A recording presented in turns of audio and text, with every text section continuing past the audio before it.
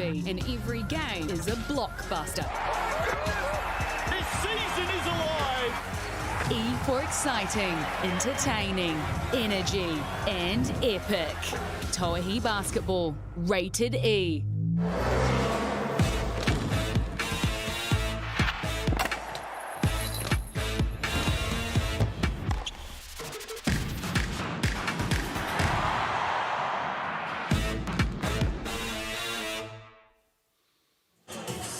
Tēnā koutou katoa e te whānau, nau mai haere mai, welcome into the Edgar Centre in Dunedin for the Sky Broadband Rapid League, and it is the Southern Hoiho taking on the BNZ Northern Kāhu.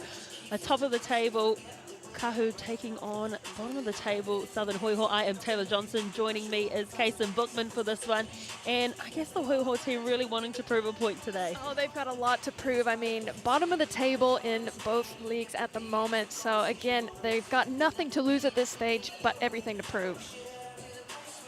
There is a look at the ladder right there. And the Southern Hoiho have not won a Rapid League game since the 6th of October, but it was against the Northern Kāhu. Their first loss of the season and only loss up until about a week ago against the Phi. So again, the Hoiho have their number, so let's see if they can pull it out today.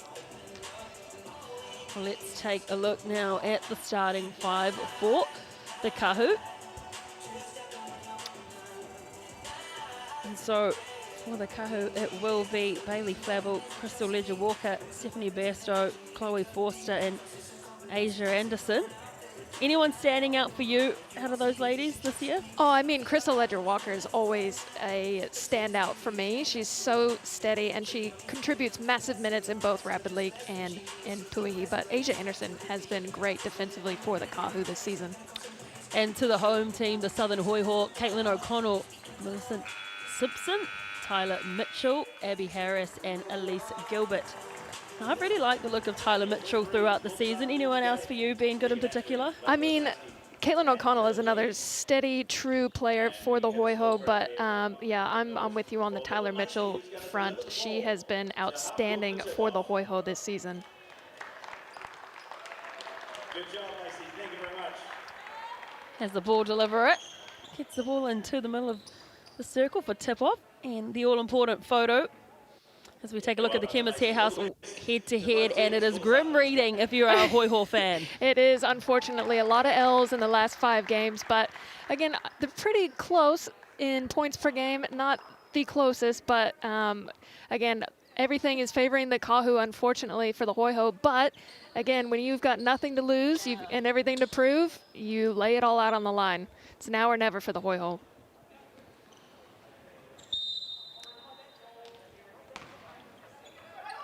Referees Regan Ashley, Blake Osanowski and Dylan Mead. And first possession goes to the Kāhu in the hands of that woman you mentioned before, Ledger-Walker, the older sister. Looking confident early, a lovely pass, bullet pass into the key. And that's what she does so well. She has eyes everywhere, can see the entire field so well, and a great cut there by Asia Anderson. Those two have been a dynamic duo in the Rapid League thus far. She is the assist queen. She is always finding her teammates with absolute dimes. Good defense and hustle being shown by the BNZ Kāhu, so they turn the ball over, wanting to go quickly, going to go all the way to the rim herself. Cut it out, that's a nice play. That's just way too easy. Defensively, you have to step up and stop that play in the full court, because you know Chloe Forster, again, with the steal from behind. Again, she just seems to be ahead of the game right now. Dishes it off to Flavel in the end, and the Kāhu are out to a commanding 6-0 run in the first 2 minutes of this, 1 minute of this game, I should say. That is a rapid start to the Rapid League, if we have ever seen one, playing absolute high tempo. The BNZ Kāhu, at the moment, the Southern Hoiho haven't got an answer. They decide to fire a 3-point shot, and Mitchell was wayward, but they do get the offensive board. Harris. Get that pass away, and just getting a hand to it, I believe, was Ledger-Walker. Yeah, she gets a hand to everything defensively. We talk about her offensively, seeing the court so well, but on defense, she has a great job to disrupt any play, always getting a hand on and then just sneaking behind, getting so many steals per game is Crystal Ledger-Walker. Couple seconds left on the shot clock, had to let that one go. Bounces off the lip of the rim, Ledger-Walker. bringing the ball up court again. Another beautiful pass. Amazing. No look as well. Amazing pass. And again, the Hoiho just caught, not looking at the play. When Crystal's got the ball in her hands, you have to be heads up. And a dish to Steph Bairstow in the corner. Spot she loves. Asia Anderson cleaning up the boards yet again. Hoiho have no response to the Kāhu right now. They're just playing with absolute pace. The handles have been superb as well. A three-point shot. It's going to ricochet off the backboard. It was there, just slightly behind there. But again, Kāhu dominating the offensive glass as well, getting multiple opportunities here to extend the lead. The Hoiho just look flat at the moment. Coming out, again, you're at the bottom of the table. It's do or die. You need to win this game, and you cannot start this slow. It almost seems so frantic from the BNZ Kāhu. They're playing at such pace, and as we mentioned, the Hoiho just haven't been able to score as of yet. Barking orders is Caitlin O'Connell. Little switch play back to her teammate in Mitchell. Back to O'Connell, has to drive herself. Shot clock running out, 4 seconds left, but she will draw a foul. Oh, it's amazing she was able to get that out of the play. Again, a little bit of stagnation from the Hoiho on offense. That drive in and foul will give them a little breath of life here in the first quarter that they need, as they've not really had any chances offensively thus far, apart from a shot from Tyler Mitchell from deep. But again, you don't want to live and die by the three. If you're the Hoiho against this Kāhu squad, you've got to find a way to make your way to the Chemist Warehouse stripe multiple times. And everyone on that BNZ Kāhu team is a threat. You cannot leave anyone unmarked. No, absolutely not. You've got the highest Rapid League scorer in right now in Steph Bairstow, averaging nearly 12 points in the Rapid League, which is massive. Ninja Walker surveying her options. Lovely handles. Oh, what And a beautiful dish. Again, just another time. She has just been so good with the assist. She just has wonderful vision, Ninja Walker. Yeah, I mean, if you're the Hoiho, you need to have active hands on defense, because you need to expect her to throw that pass at any stage, because she can. As soon as she picks it up, she can release it, and she will find her teammates. Gilbert pirouettes and Yeah. gets the travel. You just drag that foot. Yep, again, great defense from the Kāhu. The Kāhu look like they're the team with something to prove tonight. I mean, they did just come off a loss from the Phi last week, and that was only their second loss of the Rapid League, first being against this Hoiho squad. So, again, they are absolutely dominating this Rapid League. So the BNZ Kāhu, again, with that 7-point lead already. And the three-point shot was in and out. I like Bairstow just letting it fly, you know. She's not hesitating whatsoever, and that's, again, one of the reasons why she's the top scorer in this Rapid League. Again, just doesn't look like it's too organized down there offensively. Quite static, as you say. Yeah. Everyone having to do individual work. And that three-point attempt was well and truly away. I mean, the Kāhu are stoked with this offense because it's making their job defensively quite easy. But you see how they're penetrating in so well and then getting the open looks outside. Again, just offensively look a lot more in sync than this Hoiho team. And defensively, too, it's quite hard to see what the Hoiho are running. As that Oh! three-point shot just absolutely soars through the net. Right in the nick of time as well. That is the end of the first quarter. 8-4. The Kāhu lead, but it was well and truly the Kāhu in control. The Hoiho saving grace with a three-pointer. Yeah, an unbelievable end to that first quarter. Again, maybe they just needed to get out the nerves in the first bit, but what a way to finish with that. I think she had everybody fooled on that. Did like a reverse pivot away from the basket and got the three in the end. And this is the score of the last matchup in Tauihi versus Hoiho and Kāhu. So Kāhu absolutely dominated them the last time these teams matched up in Tauihi. But don't expect that same score tonight. Again, if the Hoiho, where they're at on the ladder, you know they need to win tonight. It's a must. So they're not going to be giving up that easy. The large buffalo chicken pizza, $40. And I do love a chicken pizza. In fact, I prefer it over the meat pizzas. I agree. You know, it's very light, you know, you don't feel as guilty with the carbs. Have the light white meat on there instead of the heavy brown meat. And a little spice to add onto it. Healthy pizzas. Great for your Sunday, Kason. Into the second quarter of the Sky Broadband Rapid League. Hoiho with possession and already proving herself to be a menace. Ledger Walker.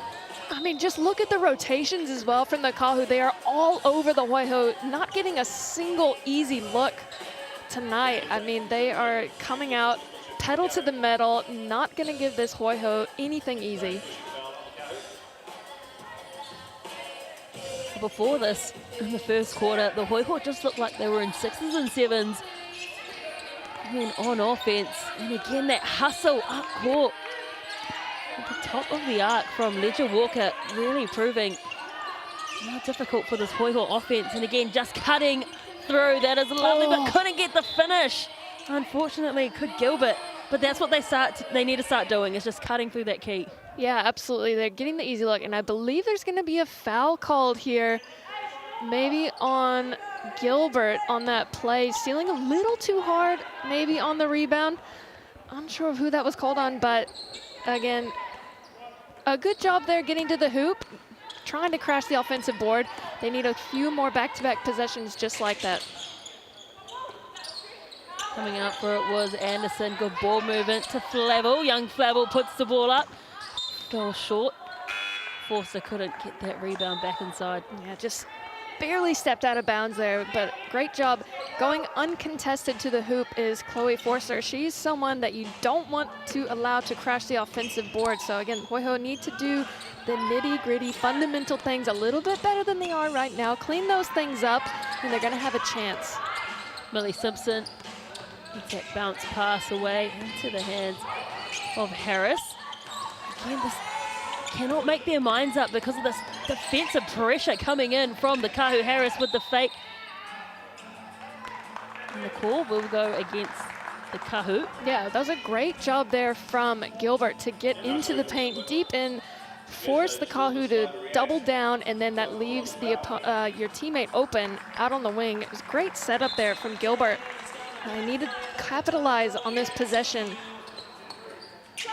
Quick release coming in from Mitchell. And it could be. No, I did think it was a Hoiho ball. I did think she tapped the back of the hand. Yeah, that could have gone either way. But from this angle, that looked like it was out on Barstow. But fortunately for the Kāhu, they ended up with possession.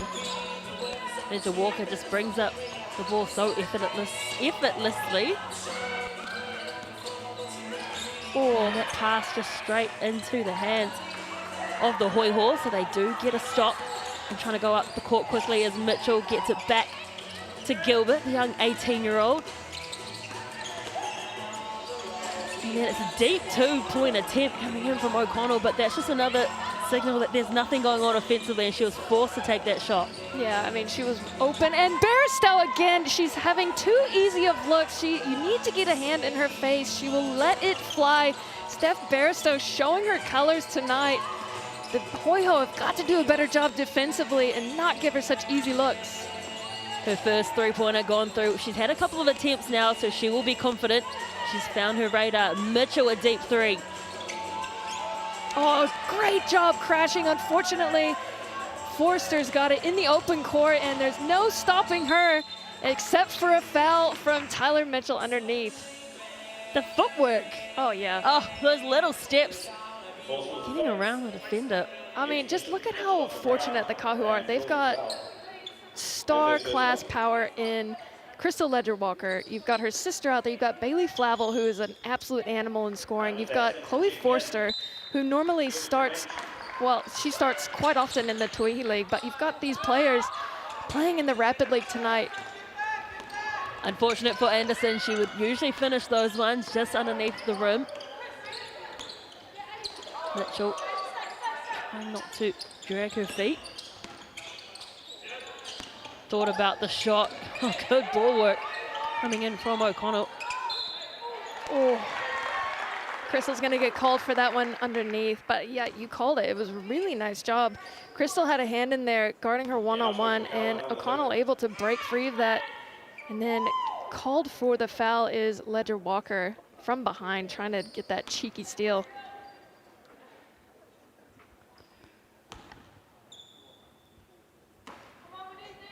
And Elise Carline leaving that one just a bit long. So a Chemist Warehouse stripe providing an opportunity for them to add some points into this game. They haven't done so just yet. She gets the rebound. Another three-point attempt. And as you mentioned, Kaysen, they can't live and die by that three-pointer. They need to start going into the paint, getting some twos. Well, I mean, if you're that wide open, you do need to knock that one down. But again, just unfortunate that the three ball isn't falling for the Hoiho at the moment.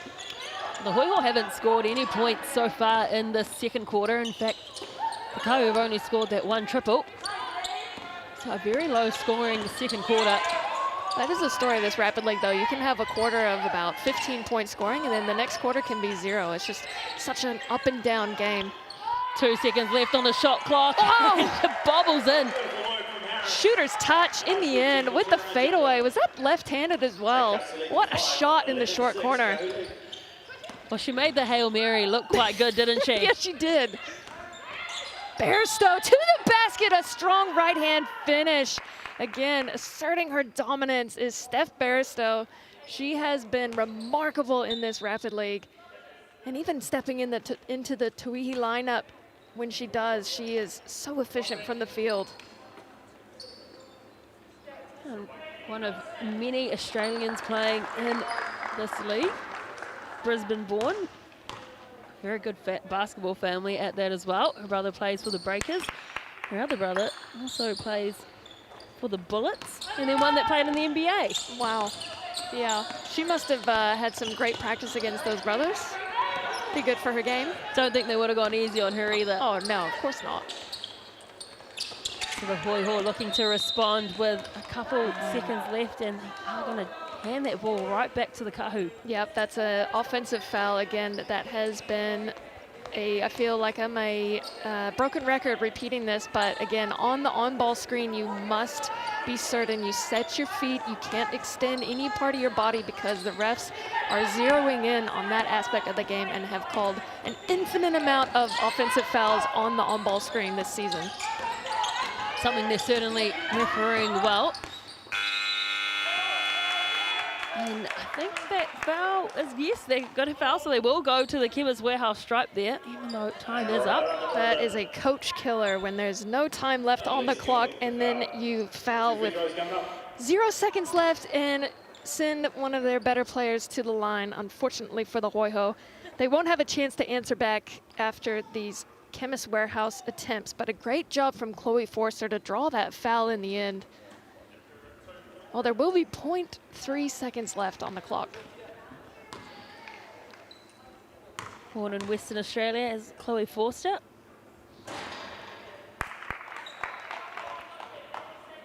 So they're just pushing out that lead a little bit more. Just the 2 points in the second quarter for the Hoiho. Well, if you're the Hoiho, you should use your BNZ player timeout just about now. And it will not be used. I think they'll just inbound this and end it. So, good point though. They had the opportunity to. Yeah. Well, you can catch and shoot. Yeah, exactly. You got to try something at least. I mean, 6-16, you need something happening offensively, and I think that's a missed opportunity for them. Although they felt like maybe there wasn't enough time to make something happen, there's always a chance. As we see here, the points leader, Steph Bairstow, averaging what she usually does in the game. Asia Anderson stepping up, Chloe Forster with 3, Bailey Feibel with 2, and Caitlin O'Connell with 4, and Abby Harris with 2. So again, they are the only scorers for the Hoiho. And rebounds, Ledger Walker, no surprise there, 3 rebounds. And then Anderson Forster, Ledger Walker, Bairstow with 1 apiece, as Carline is leading the way with 3, Millie Simpson with 2.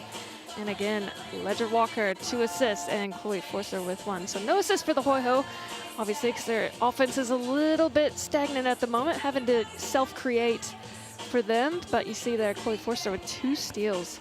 And she's an impactful player, Chloe Forster. It's really special that she gets to play in this Rapid League. Help her team out. We take a look at some of the other Chemist Warehouse stats as well. Field goal percentage, only 18% for the Hoiho. 2 from 11, whereas the Kāhu shooting at a healthy 46%. And that's really been the story of the game. I feel like that defensive work of the Kāhu is forcing the Hoiho just to put up shots. Yeah, exactly. Wherever they are. Exactly. And you see the free throw percentage as well. Hoiho are 1 for 4. And then Kāhu are 3 for 3. And in Rapid League, every single point matters. It's not a lot of time. So every chance you have to step up to the line and knock down some free throws, you really got to zero in and try to knock them down, especially if you're the Hoiho. I mean, because you are coming back from a huge deficit against a very strong Kāhu team. So 10 points is the difference here. 16 points to 6. We're about to enter the second half of the game. And it really has been the Northern Kāhu in full control. Yeah, from the get-go, I mean, defensively, they just kind of stunned the Hoiho into only 1 point till the very last second of the first quarter. And then in that second quarter, only allowing them 2 points. I mean, it's a testament to their defensive presence tonight. It's absolutely smothering. There's no other way to describe it. Just have the Hoiho team in a bit of a chokehold. And even offensively, their ball movement has been great. You've got people cutting the baseline, cutting through here, driving hard. Three-point attempt, and it's good. The first three-point attempt, too, in this game for her. Anderson. Great. Again, another awesome offensive set from the Kāhu, taking their time, as they always do, running through their set, and then getting an easy look from 3. It's quite hard to take that shot when you've got the compromising figure there of Bairstow. Good work defensively to try and get that offensively, should I say, to get that board. They hustled hard, and it did come off the hand of the younger sister, Tanika Leger-Walker. So 11 seconds left on the shot clock. Still an opportunity here. Gilbert fires it back. There goes Carline. Good defensive pressure coming in too, forcing that shot. But again, an offensive board from Gilbert. Firing the three-point, knocking it down. Caitlin O'Connell and the Hoiho look like they've got a little bit more confidence now. Oh, any way they can get that 3 ball to go in, they've got to let it fly. Steph Bairstow answers back with another 3. Give her an inch, she will take a mile. Steph Bairstow knocking it down from deep. Again, sending the Hoiho into a spiraling, I don't even know what to say. They just have an answer for everything against the Hoiho. And just the defensive pressure, again, they're forcing them to take these off-balance, one-legged shots running to the basket. Again, just such a great job defensively from the Kāhu. They are locked in. Mitchell misfires, almost a backcourt. Eventually got there was O'Connell. This time Harris. Shot clock is winding down. Big block coming in from Bairstow. Absolute rejection from Bairstow. So again, we've honed it. We've talked about it a lot this game so far. The defensive pressure from the Kāhu is forcing the Hoiho to take these last-second shots, not giving them an inch, and they just don't have an answer for the defensive sets. Bairstow dishes it to Leger-Walker. Fires the ball across to her sister. It was so nonchalantly, that 3-point attempt. I mean, the Hoiho have got to get at least a hand in the passing lane or in the face of Crystal Leger-Walker. Love that sister power there. What a connection.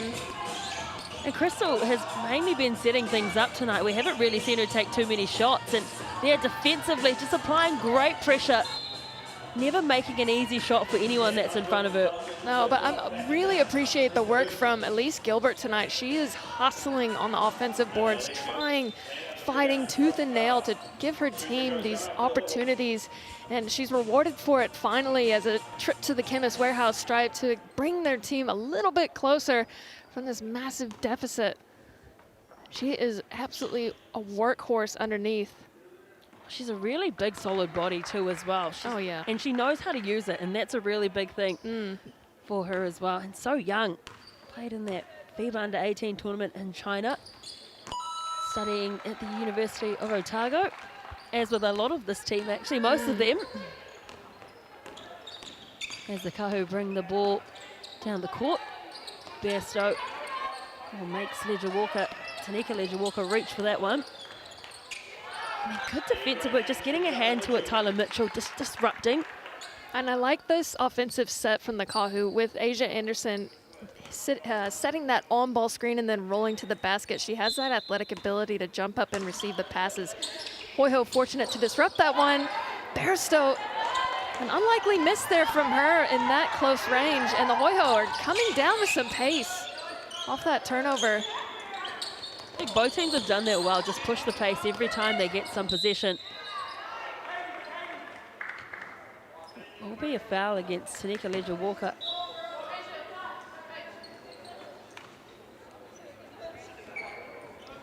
So they've stretched this lead out to 15 points, the Kāhu, off the back of a couple of three-point shots. O'Connell driving, spinning, pirouetting, and it just rolls off the lip of the rim, unfortunately, and this pass has been pushed too much from the BNZ Kāhu, so they'll get the ball back. Yeah, that was a beautiful move there from O'Connell. Great patience, got the defense shifting, and then spun back. Just unfortunately for her, shots not dropping tonight. And very much flirting with that backcourt line there on that inbound play. But they managed to avoid it as Gilbert, again, she's been such a force getting things going for the Hoiho offensively.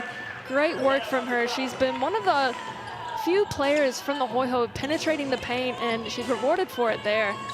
I like to see her too with a bit more ball in hand, because every time the ball does go out, she's always the one inbounding it. I like to see her grab that ball and just have a go. Yeah, exactly, and she's doing it again, cleaning up the boards and then pushing it the other way. She's doing such a great job for the Hoiho. Just a little bit too much on that pass, and unable to reel it in was Abby Harris. Yeah, it's an unfortunate loss of possession there for the Hoiho at this time. It's crunch time, 23 seconds left in the third. You're down 13 points. You need to be up pressuring a lot more than they are now. Don't just let the Kāhu walk the ball up the floor again. They've got to switch it to a more defensive mentality at this stage. Try to get some easy stops and some steals, but now the Kāhu are just burning clock. I don't think we've seen full court pressure at all from the Hoiho in this game, as Leger-Walker lets that one fire. And then a rebound. She's got a second to get it away. She does, but just couldn't get the radar right. So 25 points to 12. That is the third quarter score here in the Rapid League. And the Kāhu just pushing out their lead bit by bit after each quarter. I mean, they're just doing Kāhu things, you know, they're so steady. They run their sets.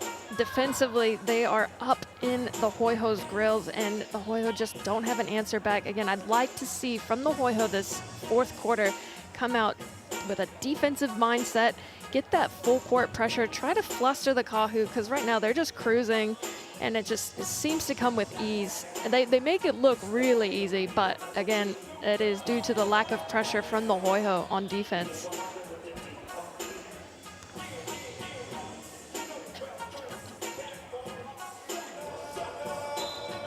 And yeah, again, so coming out, if you need some dinner tonight, scan that QR code for a large buffalo healthy chicken pizza. Look at it, just got a little bit of kick.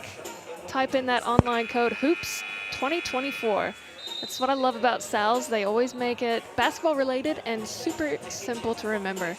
It's valid until the 5th of December. So scan that QR code and get yourself a massive pizza. I'm definitely someone that orders out on a Sunday. It's like you're lazy. Yeah, why it's the day not? you're allowed to be lazy. Why not? And not these ladies on court. They are full on working out hard today. Oh yeah, they can afford 2 pizzas. Absolutely. Pizza's on the menu after this game. So Gilbert has ball in hand again and a good block. That's a great recovery there from Forster, as Gilbert had an easy layup, but she recovered well enough to disrupt that play. Again, the Hoiho have a chance here. Again, it's Gilbert inbounding the ball. Oh, That was a nice hook shot. that was a beautiful little lefty finish there from Abby Harris. So a little bit of life there for the Hoiho, still down 11. What can they do here? They need to get up, they need to pressure it and not give this Kāhu team such space in the perimeter, as Bailey Flavel takes it in, showing the class, the scoring capabilities of the youngster Bailey Flavel. She is going to be one to watch in the near future. Oh, absolutely. The way she just weaved herself through. with plenty of defenders around her as well. 27-14, 3 minutes left in this Rapid League game, and again they're just firing shots haphazardly. They do get the offensive board. Simpson. Yeah, that's another good defensive disruption there from Forster. But the Hoiho, they are getting offensive rebounds, but instead of looking to take it up strong and try to draw the foul, they're always looking to kick out, which I don't mind, but at this stage in the game, oh, and Gilbert, there she goes. Again, she's been the story for the Hoiho tonight with 5 points now on the board. Anderson back on the court. Big high looping shot from Tika Leger-Walker. Doesn't fall. O'Connell brings the ball up. Gets it to Gilbert. Oh, we're just looking for some options. Good screen coming in there from their teammate. Running out of time on that shot clock. And that's another nice shot coming in from the Hoiho. Yeah, and again from Harris with the lefty. So again, what a job here from the Hoiho to decrease this deficit to 9. Still plenty of time left. So they need to try to get a quick steal here or a stop. Don't let the Kāhu burn so much clock. And then try to get a quick look on offense, preferably into the hands of Harris or Gilbert. They have been the story for the Hoiho offensively. Walker just takes it back to reassess, and the vision, the big pass, and just couldn't get the finish right. Oh, that would have been the play of the game there. The no-look one-arm slinger to the corner. Asia Anderson unfortunately couldn't make that one drop. O'Connell looked right, then went left, and then just hit the rim. Again, we always talk about both teams wanting to go quickly, going to that left pocket once more on the corner, and just falling short again. Simpson brings that ball up the court. Trying to set the screen there where her teammates have read it like a book. Leger-Walker knew that bounce pass was coming, attacked it quickly. Yeah, she's always one step ahead of the game. She can see what the players are thinking before they even think it themselves, and she easily stole that ball. Just a little bit stagnant here for the Kāhu. They fire it back to their constant in Leger-Walker, deep 2. Doesn't get there. O'Connell dishes the ball off to Gilbert. Going from left to right, another 3-point attempt. I mean, why not at this stage in the game? You're still down by 9. You've got to let it fly. You need quick looks. And probably if I'm the Hoiho, I would love to see her shooting that ball. Well, the Hoiho need to turn this over. They haven't put any defenders up high to try and pressure that inbound. So Leger-Walker will bring it up easy as you do it. Bairstow with the height mismatch. Tried to do the fadeaway, but it just bounced off the back. So the Hoiho really needed to score quickly. Gilbert to O'Connell. Oh, great shot there. Was that from Abby Harris again? Well, now it is a 6-point game, 30 seconds left, and Gilbert fouls. I'm liking this energy, and I'm liking this. I would have preferred to see this energy from the Hoiho in the first half, but I don't know. It might be a little bit too late, but again, they're sticking in it. Not giving up. Still plenty of time left here. They've got fouls to give. 23 seconds left in the game. Leger-Walker with the bounce pass to Anderson, and that combination, we have said it multiple times, not just today, but throughout the season. Yeah, I mean, the vision, the cut, the catch, the finish, impeccable work from the Kāhu. And that's going to be a jump ball. And it's going to go in the direction of the Kāhu. So that might just seal us for this game. Kāhu came out, asserted their dominance early, and that was enough to put this game in the bag. And now we have a BNZ player timeout, finally using it.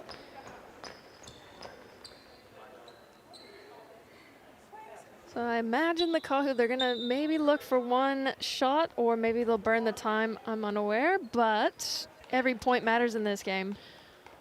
Yeah, and make sure you scan that QR code because you are in with a chance to win some tickets to a game. And while there's some big games coming up in the playoffs in the top 4.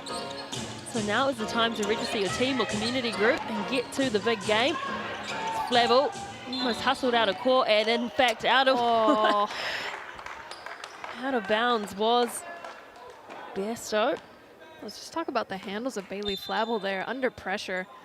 Made it look super easy, just bobbing and weaving through the defense and getting that pass to Bairstow in the corner. Just Bairstow's probably got some big feet, just towed the line there, stepped out of bounds, and now the Hoiho will have a chance with their BNZ player timeout to try and add a couple more points to this game. As I mentioned, make sure you scan that QR code. There's another opportunity now to register your team, your community group, your school, and get some tickets to a Tauihi game coming up. Only a couple weeks left in the season. Hoiho needing to fire this one away quickly, and it is not going to drop. So that is the end of the Sky Broadband Rapid League game here in the Edgar Centre in Dunedin. And it is the Kāhu with the win at 29 points to 21. The Hoiho, well, they certainly found themselves in the second half of the game, but it was really that great start to the BNZ Kāhu which won it for them today, Kaysen. Yeah, absolutely. Coming out and making a statement early was the story for this game, as you see here.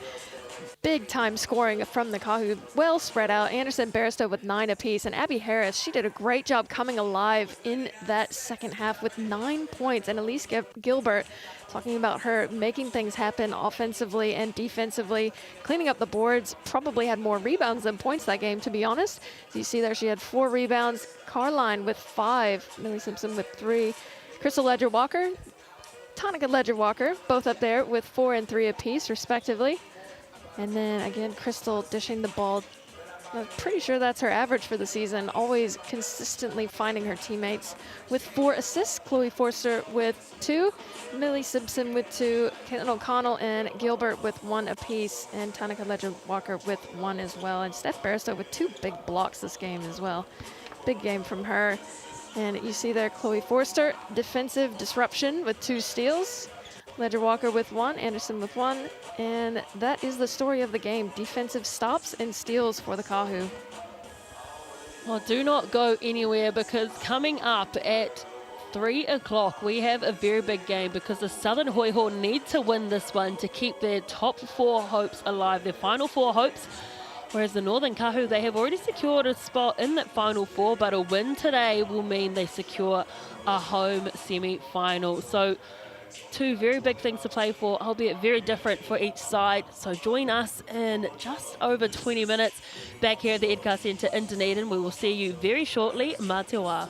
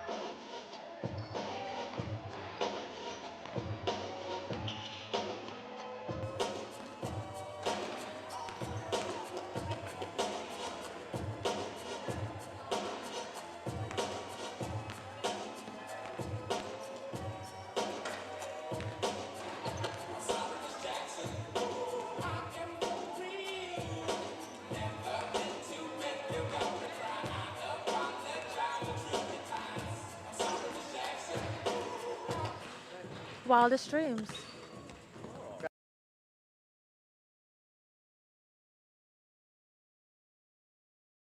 Are we all happy?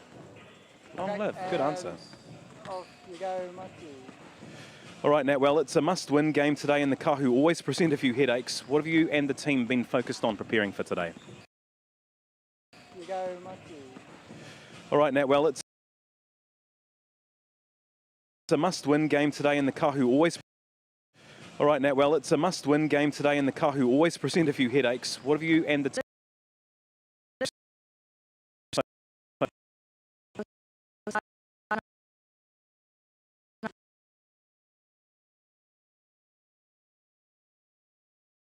Thank you.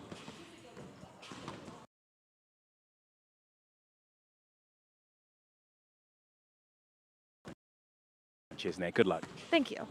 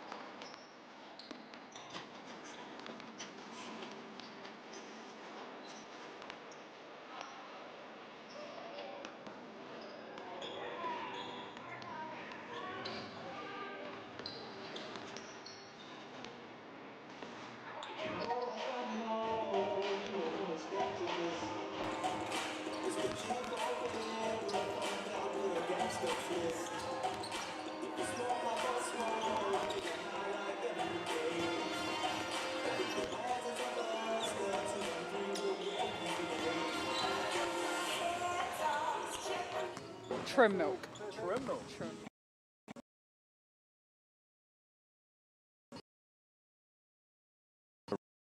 I really try not to say trim now in the questions. That's my biggest fear. I've been given a word to say today. Oh, wicked. Yeah. Oh, Like that, musical. but I was like, Don't. they're like, sing it? Okay, no. Oh, not on TV as well, eh? Oh, that's tough. Is there a fine if you don't do it? Johnny says you've got to answer your question. No, if you're all good. Here we go. Can you just focus on Marchie? And I'm blaming you, Johnny. Yeah. Okay. You good? And off you go, Marchie. Right, Talia, a win today will lock in a home semi-final for the Kāhu. Has that...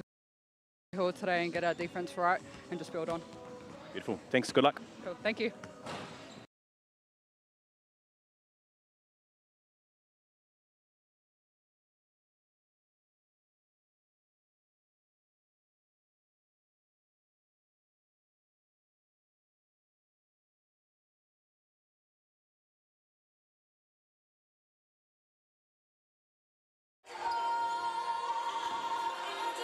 Right, Talia, a win today will lock in a home semi-final for the Kāhu. Has that been discussed as a team, or is it just business as usual today?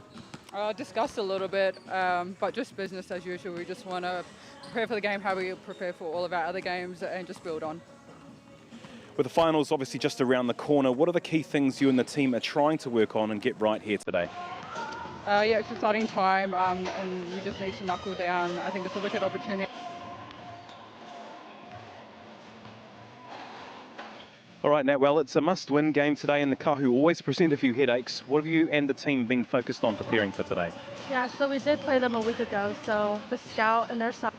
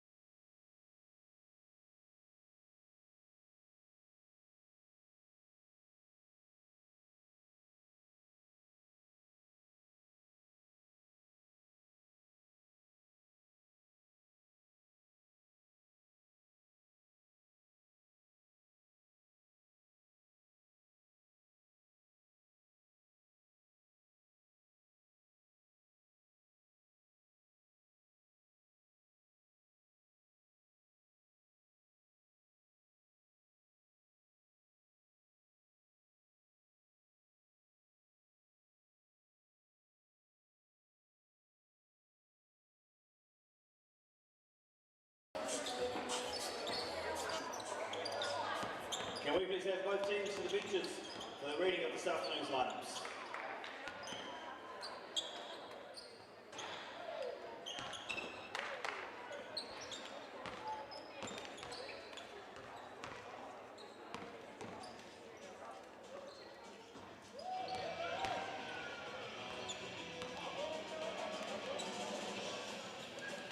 All right, ladies and gentlemen, we know there's the parade happening downtown, but thank you for coming along here. And we've got a small crowd, but I'm sure we can make some noise for the visiting Kāhu. And please put your hands together for number 3, Bailey Flavel. Number 27, it's your Anderson. Number 6, Crystal Ledger-Walker. Number 1, Tanika Ledger-Walker. Number 7, Stephanie Besto. Number 11, Chloe Forster. Number 8, Megan Mullings. And now to the starting 5 for the visiting Kāhu. Number 23, the danger woman, Ilmari Thomas. Number 20, Shivana Palmast. Number 2, Lily Rotono. Number 4, Talia Tupai. And the captain wearing the number 12, Tonina Davidson. All right, time now for your home team, the Southern Hoiho. And in the number 18 singlet, Elise Caroline. Number 5, Caitlin O'Connell.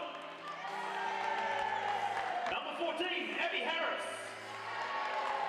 Number 6, Millie Simpson. Number 7, Tyler Mitchell. Number 4, Chelsea D'Angelo. Number 28, Elise Gilbert. And now into your starting 5, 16, Alia Dunn. Number 3, Elise Hurst. Number 15, Sammy Bowman. Number 23, Natalie Cho. And your captain, number 22, Paige Bradley.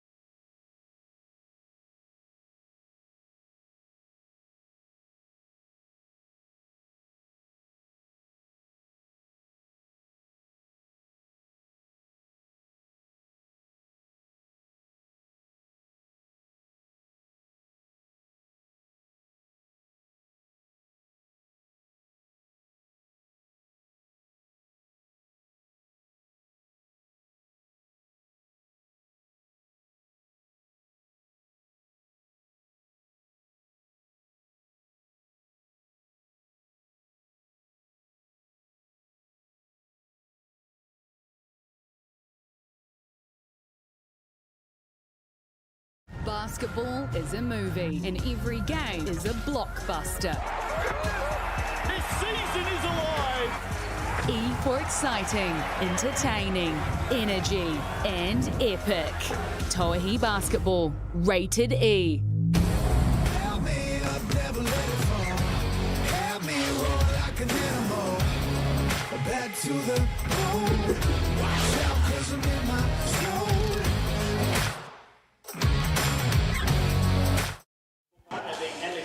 Tēnā koutou katoa e te whānau, no mai haere, welcome into Dunedin, the Edgar Centre, where the Southern Hoiho will face the BNZ Northern Kāhu. The Southern Hoiho needing a win today to keep their playoff hopes alive.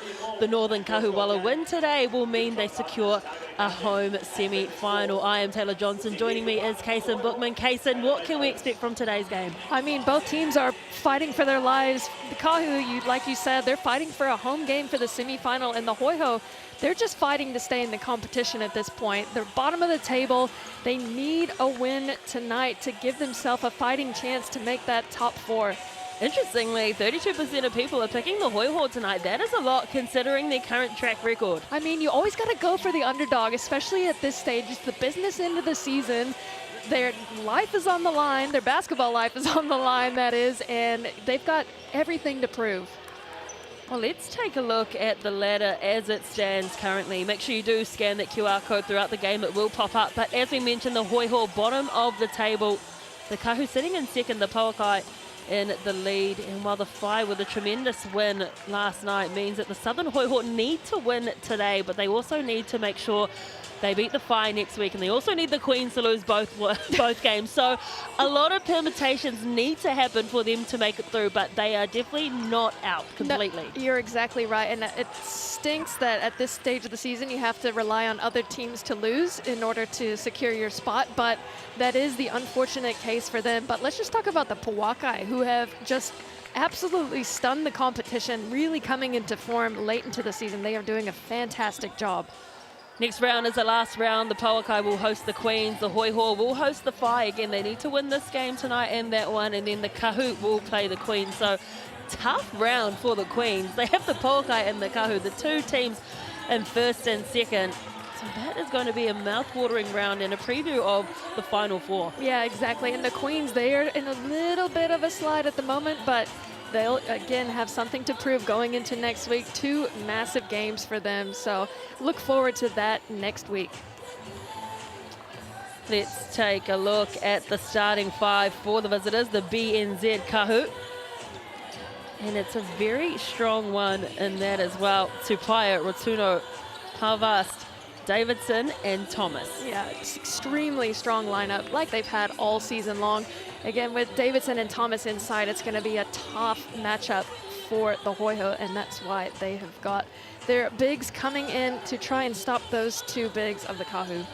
Their head coach is Jody Cameron, but we caught up with one of their playmakers and superstars, Talia Tupaia. Right, Talia, a win today will lock in a home semi-final for the Kāhu. Has that been discussed as a team, or is it just business as usual today? Discussed a little bit, but just business as usual. We just want to prepare for the game how we prepare for all of our other games and just build on. With the finals obviously just around the corner, what are the key things you and the team are trying to work on and get right here today? Yeah, it's exciting time, and we just need to knuckle down. I think it's a wicked opportunity for us to play Hoiho today and get our defense right and just build on. Beautiful. Thanks. Good luck. Cool. Thank you. She's totally right. They just need to start building. They know that they're guaranteed to make the finals four, so now they just need to, I guess, get all the machine going nice and smooth heading into the Final Four. Exactly, and they do such a great job of that. They get back together after a loss, they regroup, and they get going. Starting five for the home team, Cho, Bowman, Bradley, Hurst and Dunn. And look, all of these players as individuals have been outstanding. They just haven't been able to gel well as a team. Yeah, and that it's the story of the season, you know. It's a short season, not as many games played, so you have to come out, you've got to be sharp, and you've got to be able to gel quickly. And again, for this Hoiho, you're hoping that tonight is that night that they get all cylinders firing, and they're going to need to against this Kāhu team. Their head coach is Todd Marshall, but we caught up with, again, one of their star players and grapevines, Nacho. All right, Nat, well, it's a must-win game today, and the Kāhu always present a few headaches. What have you and the team been focused on preparing for today? Yeah, so we did play them a week ago, so the scout and their style of play is still fresh in our minds. But we're just going to focus on ourselves and stay solid. We want to pressure the ball and also push the ball on offense, but just play Hoiho basketball. You're likely to get the defensive job today on Talia Tupaia at some stage. How do you go about slowing her down and reducing her impact today? Yeah, I always love having the hard matchups, and she's no different. She can impact the game in every single way. I just want to make it hard for her, be in her space, and just be a bother on defense, and it should be good. Cheers, Nat. Good luck. Thank you. And isn't she a superstar on defense? Remember the work she did on Ashley Jones, where Jones didn't even score in the first half when Cho was tasked with defending her. So I am looking forward to seeing that matchup. Yeah, absolutely. She is such a defensive asset, but where she's going to impact the Hoiho the most is going to be her contributions on offense.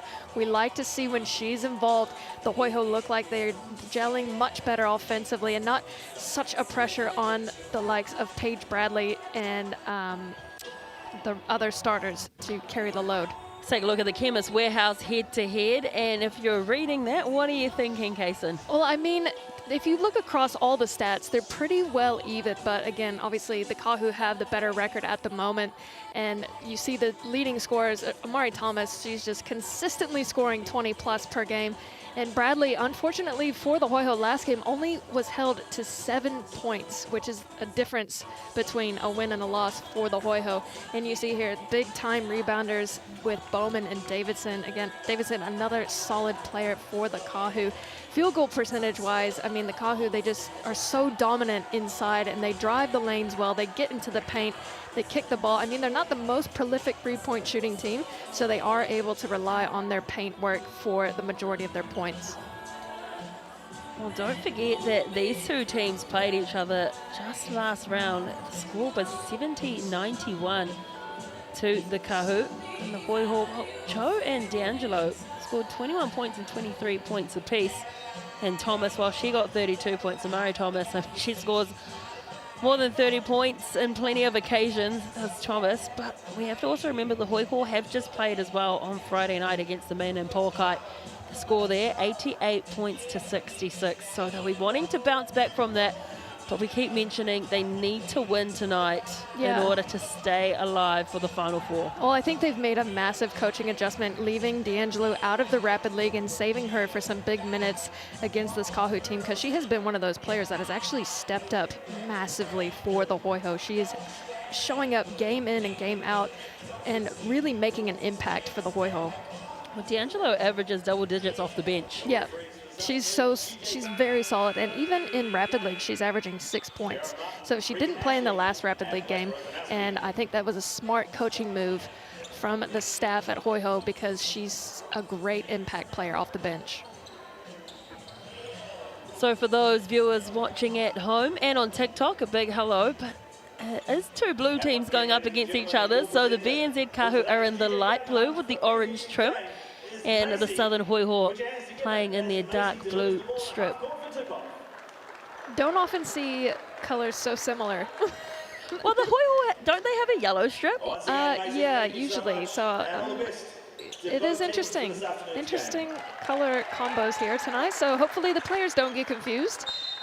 We might see a few turnovers just by that fact alone, but hopefully not too many. Dunn gets up high and tips that ball away. It does go out of bounds.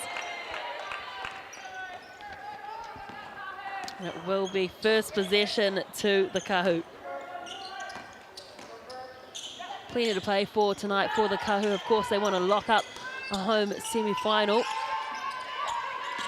Tupaia at the top of the arc and dishes the ball away. Good ball movement. Just ricochets off the backboard. And it was a lovely rebound coming in from the Hoiho. They're wanting to go quickly. Busting through is Hurst. Loses the handles on that one. Thomas cleans up. Messy start. Both teams just trying to find their feet in the opening minute of this game. Nice gather coming in from Davidson. She's tough underneath the rim. I mean, that is the matchup you want. You want Dunn against Davidson, but again, Davidson just showing her absolute strength underneath, clearing the way to get that easy reverse layup like we've seen so often from her this season. Bowman struggling to find any of her teammates. Hurst eventually comes to her rescue, back in the hands of Bowman. Thomas, she really owns the paint. Dunn fires a long shot, chases her rebound, gets the offensive board. Opportunity here for Hurst.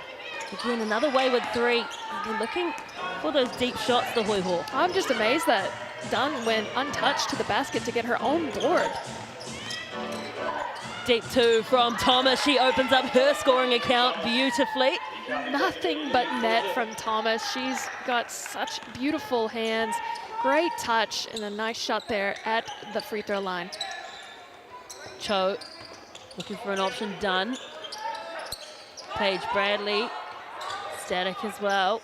Elise Hurst just going backwards, trying to open up some space, pops that pass in, nice hold underneath from Bowman, spins around, does everything right but find the bottom of the basket. Oh, that was a beautiful look and a great pass, really tough pass underneath.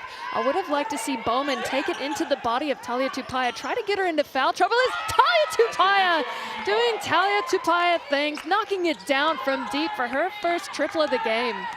Averages 18 points per game, does Tupaia. She's 4th in the league. You cannot leave her, and that's a dime of a pass through to Hurst. Good response, and they register their first points of the game. Yeah, I think the defense just kind of got caught ball watching on that one. Hurst, great recognition with the back door to the basket. Great find. Tupaia again for three. Can she go back to back? Not this time. Bradley bringing the ball down the court. Oh, cutting the cut. baseline. Coming through to the baseline, should I say. Dunn. Cho has Tupaia on her. Accelerates to the left. That is a brilliant shot coming in from Cho. That looked a lot easier than it is. I can tell you that much for free with Talia Tupaia guarding you off the back foot. Great job from Cho to get that finish. Really off-balance shot as well coming in from Cho. Oh, lovely hands from Davidson. She just plucked that ball up out of the air.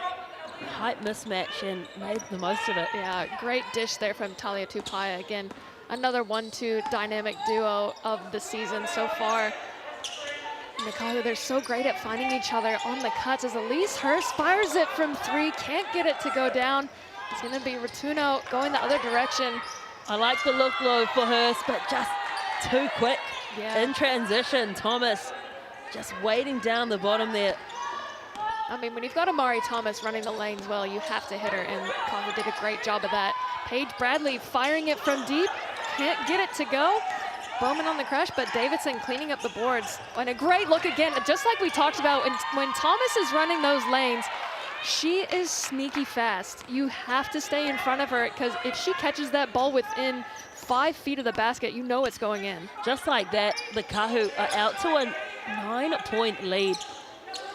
Just pushing the pace. Oh, great cut. Hurst doing an awesome job against her defender. She is slashing to the basket. Normally we see her hanging around the perimeter, but I'm loving this slash to the basket, getting the cuts. Easy 2 points for the Hoiho. Davidson's going to go one-on-one with Dunn. Dunn does well that time on defense. Yeah, good. I like this matchup. It's going to be a battle for her all game long. Dunn in for some big minutes this game. As I say that, she checks out of the game. Great timing. Well, it's going to be a challenge for Dunn, isn't it? Oh, yeah. Challenge for anybody, especially when you've got two Goliaths inside in Davidson and Thomas. As Thomas, again, like we called it before, 5 feet and in, she is money, and she's got the and one and a chance to top it off with a three-point play from the Chemist Warehouse stripe. There's a replay on the GJ Gardner-Holmes replay, and yeah, just too quick, and Nacho disappointed with that one. And makes it a three-point play, as you say. So 10 points the difference already. This BNZ Kāhu team, they are not giving the Hoiho an inch at the moment. Well, it's similar vibes to the start of the Rapid League. You know, the Kāhu came out so strong in that Rapid League game and kept the lead for the entirety of the game. Bradley does well under immense pressure. Wide open is Hurst for three, banks it down. And that is the Hoiho basketball we like to see. Yeah, that's the dynamic duo of the Hoiho with Paige Bradley dishing well to Elise Hurst. And we love to see Elise get going from deep, because we know she is a prolific three-point shooter. And very lucky kick there as Amari Thomas was going untouched to the basket. And you'll see the G.J. Gardner-Holmes replay with the left hand. We've seen that several times from Bradley, able to sling it left or right-handed. And a wide open Hurst on the three.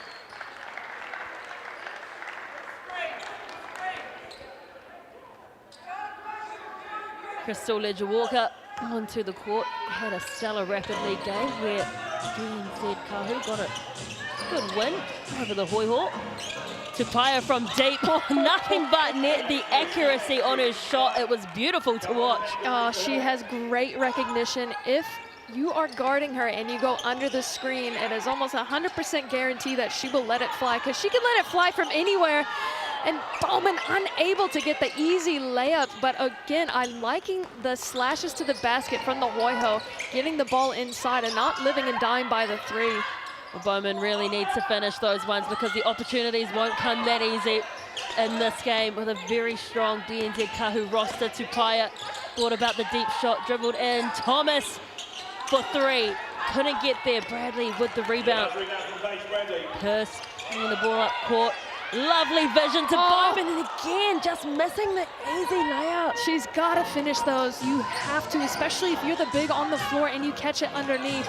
You have got to be able to finish those easy buckets. As you know, the likes of Thomas and Davidson, when they catch it underneath, they are body, taking the bump and getting the finish, or they're finding themselves at the line. So if you're Bowman, catch that ball, collect it, watch it go through the hoop. I mean, it's textbook stuff, but you have to do the basics because those easy twos are not going to come often.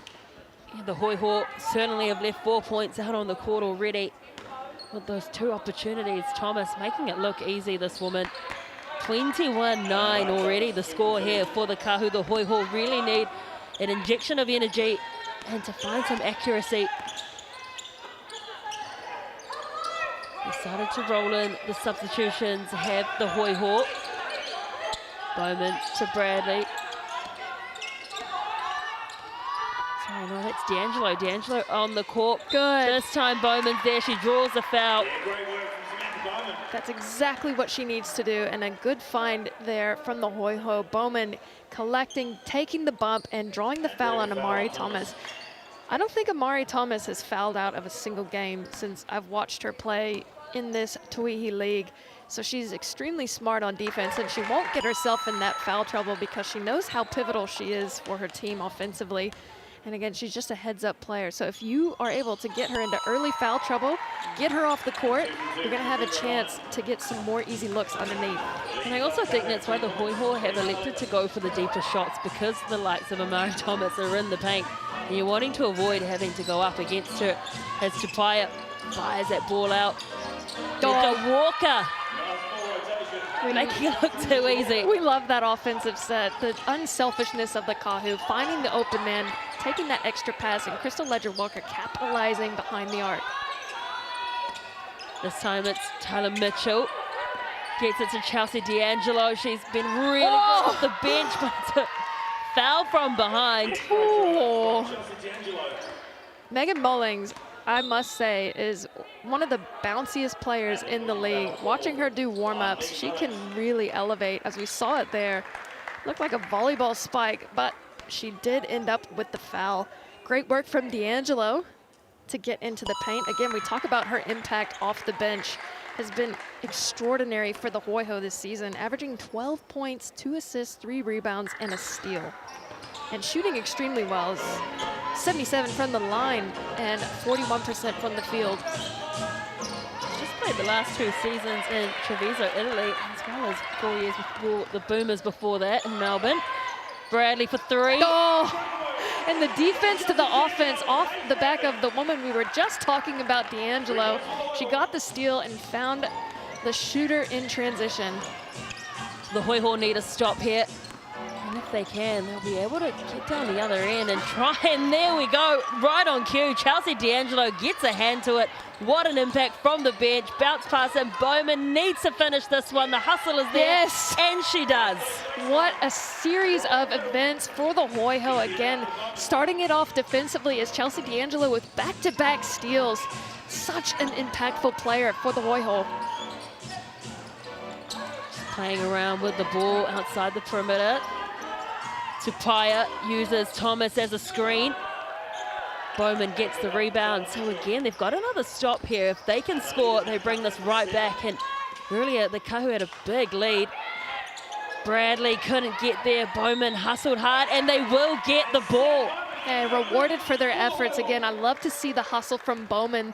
Even if the shot's not falling for her all the time, she's consistently there, cleaning up the boards any opportunity she can, and rewarding her team with a chance here to get within 4 or 5.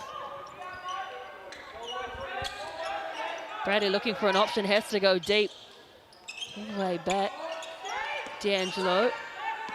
8 seconds left on the shot clock. Pulls up for a 2. Oh. Get that girl the ball in her hands. She has come to play in the second half of this season. She's been so fun to watch. The biggest lead was 13, and now it is cut right back down to 5. The Hoiho suddenly awake, and again another turnover. Well, look who it is. Again, it's D'Angelo defensively just absolutely shaking things up.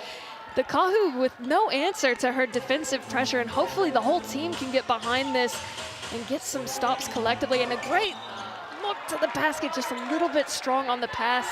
Paige Bradley unable to collect it. But again, hopefully here they can get another stop defensively again, because no lead is safe in this league. Well, they always have lapses of accuracy. Sometimes they get a good flow on, and then eventually they just start letting their little micro skills down. The BNZ Kāhu, Davidson up on the top of the perimeter, really looking for some options there. Palvast, again, can't find the bottom of the net. Oh, she's going to be called for the travel there. I like the attempt, the stop on the dime and change direction, but can't skip your feet off the floor, otherwise you will get called by the court officials for a travel. So just exchanging turnovers at the moment. Both teams are wanting to tidy that up heading into the second. Less than a minute to play in this first quarter. It has been a real topsy-turvy first quarter. Again, hustling D'Angelo. And Cho getting a hand to it this time. Ball security, a little bit of an issue towards the second, sorry, the end of the first quarter. Talia Tupaya, she's like, you're not going to take it from me. Get your hand out of my face. Knock it down. She is such a great three-point shooter. Just as it was getting messy, she is the steadier of the ship. Mitchell looking for an option. Only about a second difference between shot clock and game clock. Cho wasn't accurate with that one. Couple seconds left. Need to let this one go. Ledger Walker. Oh, got close. Very close. End of the first quarter, and it is the BNZ Kāhu with an 8-point lead over the Southern Hoiho, 27 points to 19. All right, time now for the GJ Gardner Homes wraparound competition.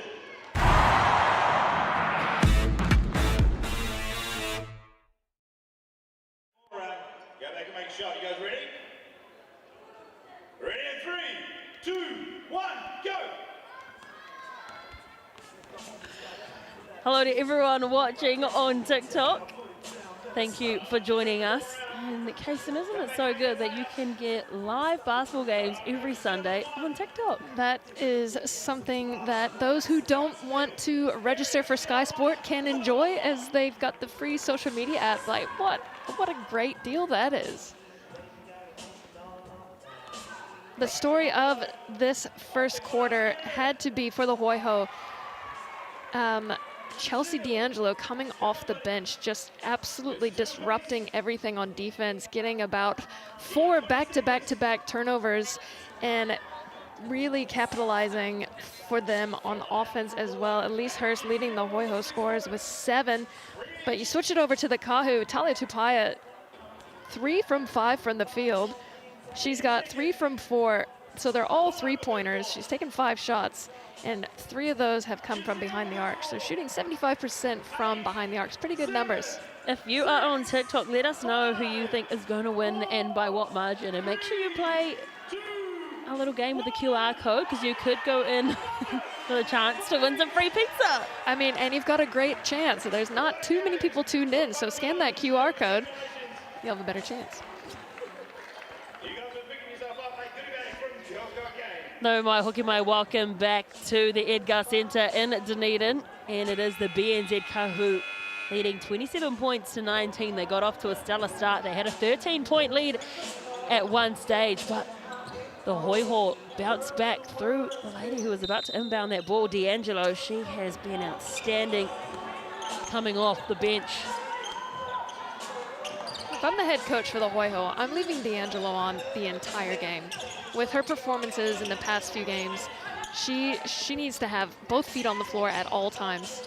Paige Bradley with her first attempt of the second quarter.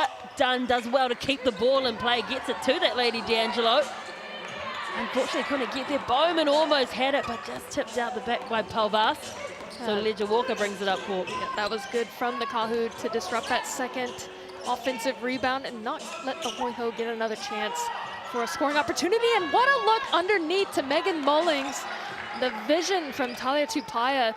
Mullings unable to capitalize on that one, but great vision. Cho for three. Haven't seen too many attempts from her today. When they played last time, she had 21 points against the Kāhu. And that's just it with Nat Cho. She gets so locked into her defensive assignment and she executes it to perfection nearly every game that sometimes on offense she isn't as present, but love to see her get involved in the action, take a few more attempts, and any opportunity. Again, Bowman with another layup missed. She's just trying to pad her stats, I think, at this point. Great job, though, from cleaning it up. Cleaning up those boards and getting the second chance. Went for the tougher shot in the end and managed to get the easy two. 6 points the difference. BNZ Kāhu through Talia Tupaya. Just working her way around, and she had no right to get through there, but found her way to the rim too easily.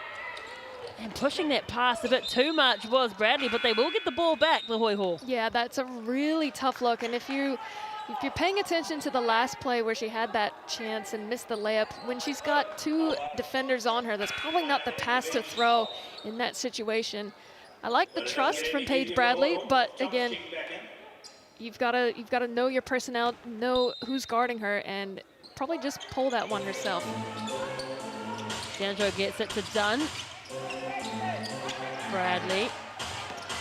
Some good defense shown on her. Bullet pass through to Bowman. And again, that's about the 8th point she's left out on the court, but Aaliyah Dunn is the one to tidy up. Yeah, great job from Aaliyah Dunn. And I think Lily Ratuno actually got a tip on that Bowman shot. So again, I think probably would have gone in, but Lily Ratuno, great job on defense to get a tip. Mari Thomas finds her other big in Davidson. A long shot for what we're used to seeing with Davidson. Cho tidies up. D'Angelo just slowing things down. Ledger Walker applying some pressure. Getting a hand to it, Davidson. Ledger Walker trying to push the pace. Ratuno back to Ledger Walker, straight in to the woman who got the turnover, Penina Davidson. That was a bullet pass from Ledger Walker. Yeah, you love the reward there for the defensive plays. You see it there, Ratuno swinging it to Ledger Walker. And when you've got Penina Davidson with a defender behind her, you give her the ball every single time because you know what she can do in the paint, and she's just proving her dominance time and time again. First time out of the game as well. Let's take a look at some of the Chemist Warehouse stats. At the moment, the BNZ Kāhu are shooting 54% from the field, whereas Hoiho are just sitting at 39%. The Kāhu as well with 4 3-pointers. The Hoiho just with the 2. Efficiency-wise, the Kāhu from the three-point line are usually a little bit more efficient. Their attempts per game range at 21 attempts, usually making around 7. And I mean, the Hoiho are pretty close in comparison. 26 attempts and 8 made. So shooting 31% and 33% respectively this season. But again, just this game, Kāhu proving their efficiency from behind the arc. Large buffalo chicken pizza for $40. Take a photo of the screen and get that QR code because you can use that all the way up until Thursday for a $40 big pizza. I love a chicken pizza too. Well, with the buffalo as well, just a hint of spice. A little bit of mild spice for all those that can't handle it. I can't handle. Really? No. So is the buffalo the peak of your Mild spice? pizzas, please. Bowman has the ball, gets it to Cho. Done. Got a bit of height up there on the court at the moment. Do the Hoiho. Back to Bowman. Hurst. Haven't seen her for a while. Interplay back with Bowman. Jump shot. Thomas with the defensive rebound. Crystal Ledger Walker with a beautiful look, and then the hesitation to put that ball up. Lovely work from the Kāhu. Yeah, you just love the vision from Crystal. She's so good at dishing, finding the open player, and again, just threading the needle. When the defense has their heads turned for a split second, she will zing that pass down the court. D'Angelo does well to hustle her way to the hoop. Crystal Ledger Walker applying the defensive pressure. Forster bringing that ball into the lane. Cho gets called for the foul. Did look like ball, but I mean, I think it was a little bit of a body. Forster initiated that contact, so again, drew the foul, and she will find herself at the stripe. You see it here. Crossover to the middle, and again, the body contact. That's going to be 2 on Cho. Not to worry, though. You get 6 fouls in Tauihi as Forster knocks down the first on the season. Forster is shooting 73% from the field. Pretty good percentage. And she knocks down the second. So that will extend the lead to 12 for the Kāhu. Well, Hoiho currently in one of their offensive slumps, and we saw that on Friday night as they were well and truly in the game against the Poakai, and it wasn't until that third quarter where they just managed to get a bit of a slump going on, and in the end couldn't recover. So they do have the personnel and the skill set to tow it with the best. It's just about consistency. Yeah, you nailed it. It's the consistent scoring that they need, and when you have the likes of Paige Bradley only able to put up 7 points, again, that the pressure shouldn't be all on her, but unfortunately she does have that pressure as Chloe Forster generating the turnover for the Kāhu. With her and Ratuno on the floor and Ledger Walker, you've got such a defensive, scrappy team. Davidson launches it from deep. Bowman cleaning up the board. It'll be Hoiho ball coming the other way. Yeah, interestingly, Thomas could have gone herself, but gave it back to Davidson and said, you have a go at 3, you're wide open. So they're playing with confidence. They've got a healthy lead, so why not? Yeah, I like their unselfishness because all of them can score. You know, they've got some superstars on the floor, and why not share the wealth? 2 seconds left on the shot clock. Thomas will get a foul. Not happy with that one. No, she thought that was all ball. But Bowman taking the tumble tells us otherwise. And I believe that will be foul number 2 on Thomas. Yep, that'll be her second foul. Not to worry, though. Again, like we said, you get 6 in this league. Hurst uses Cho's screen for the shot. No one crashing the boards, though, for the Hoiho. 3 Kāhu defenders underneath. And again, just a lovely weighted shot to get over the defenders that were in the front. I mean, if you're a big on the Kāhu and Crystal's on the floor, you are just licking your chops because you know you're going to get that ball underneath. She can find anybody. Because Elise Hurst, again, another forced shot, but she gets the rebound and will be rewarded for her efforts here as she will find herself at the line. Again, that first shot there, just a little off bounds, a little bit rushed. And she fortunately got the offensive board and will have a chance for 2 here at the line. Elise Hurst currently with 7 points in the game. She's the leading scorer at the moment for the Hoiho. No one yet to be in double digits, but for the Kāhu, Tupaia and Thomas both sitting on 11 points. As Hurst makes that 8. She averages 11.8 points a game, so she's getting closer to that already. She's made 22 three-pointers this year, though. That's very impressive. Hopefully more of those shots tonight and accurate ones. Davidson gets it to Ratuno. Tupaia threads it through to Thomas. Thomas, whoa. Plenty of bodies in front of her. It didn't phase her. It bounced off the lip of the rim. Looping pass out to Nat Cho. She has Forster there on defense. Cho's gonna go herself. She just went around the corner. A three-point play coming up. Oh, Nacho is proving to be lethal on that left-hand dribble to the opposite, to the left-hand side of the lane. She's done this twice so far. And again, just getting that finish. I love the determination. She watches that ball all the way through the hoop. Doesn't just throw it with the intention of getting a foul. She throws it with the intention of making it. She doesn't capitalize on that free throw. And the Kāhu coming the other direction. Tauihi Basketball back in the game. Oh, a hand by Elise Hurst. But Penina Davidson wide open at the top of the key. You cannot allow that to happen if you are the Hoiho. Just turned and shot that ball as well. Good release and pivot from Davidson. Cho gets it to D'Angelo, who has stayed on the court since she has come on. As you called for it. Cho for three. Unfortunately, oh no, they do get the ball back. It's colours. the Blues. It's the Blues. Oh, unable to capitalize on that offensive board, but a great job from Tyler Mitchell coming into the game and making an impact, crashing the offensive boards. Thomas just gets rid of Bowman. She just can't seem to miss from inside the lane. She's unstoppable, especially when she's going full speed. So you see the pass or the drive here from Thomas. Again, she just does such a great job using that elbow to create enough space to get that finish, and it's just enough for her to get an easy two.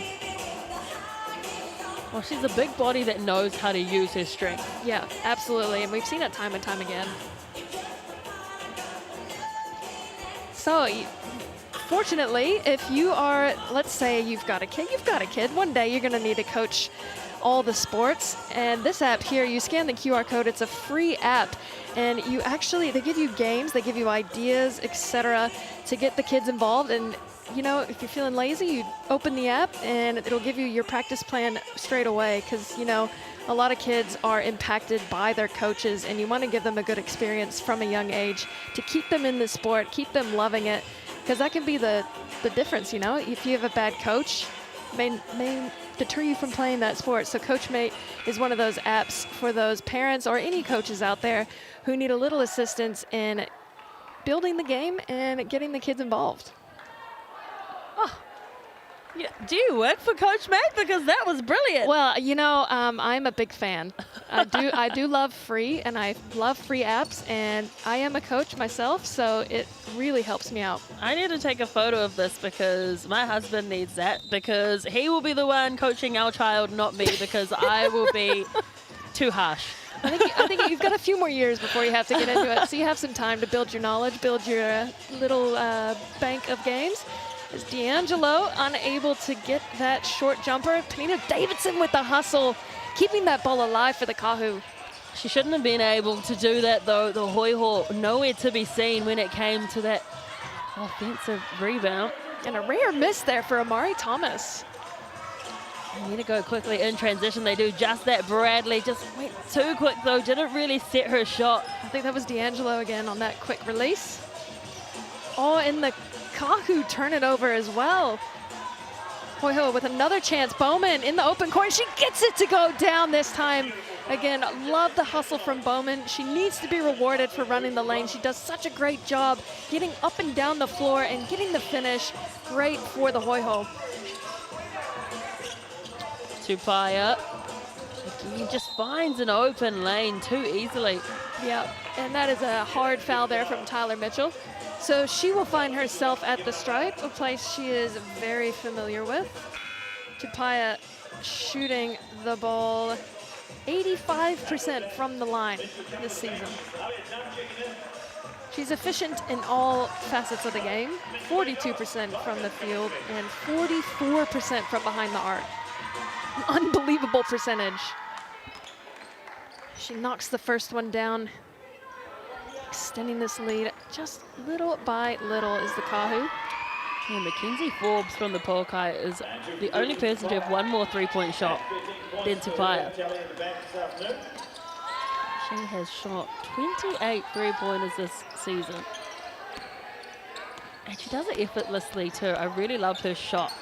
Yeah, it effortlessly as a Hurst. What a drive to the basket, banks it in. There was a lot of effort in that one. Yeah, there was a lot of effort in that shot from Definitely. Hurst. Cho whacks it away from the back. Hurst for 3. Couldn't get there. Davidson just too long with those limbs of hers. I like the defensive to offensive transition for the Hoiho. When they're getting the turnover, they're really pushing the pace and forcing the Kāhu on their heels, but settling for that long 3. I would have liked to see the drive into the hoop and try to get to the chemist stripe. As there is a timeout on the floor. Called by the Kāhu.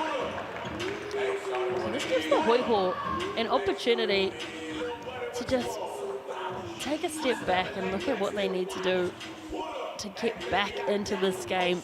The deficit is only 12, but there's still plenty they need to adjust. What would you do if you're the Hoiho coach? If I'm the Hoiho, I am up pressuring them full court, because right now, this part of the season, do or die time for them. So I'd like to see the defensive pressure all the way up the floor, force the Kāhu to rush a little bit, because if you let them just cruise, that's the type of style that they like. They like to slow things down, run through their offense.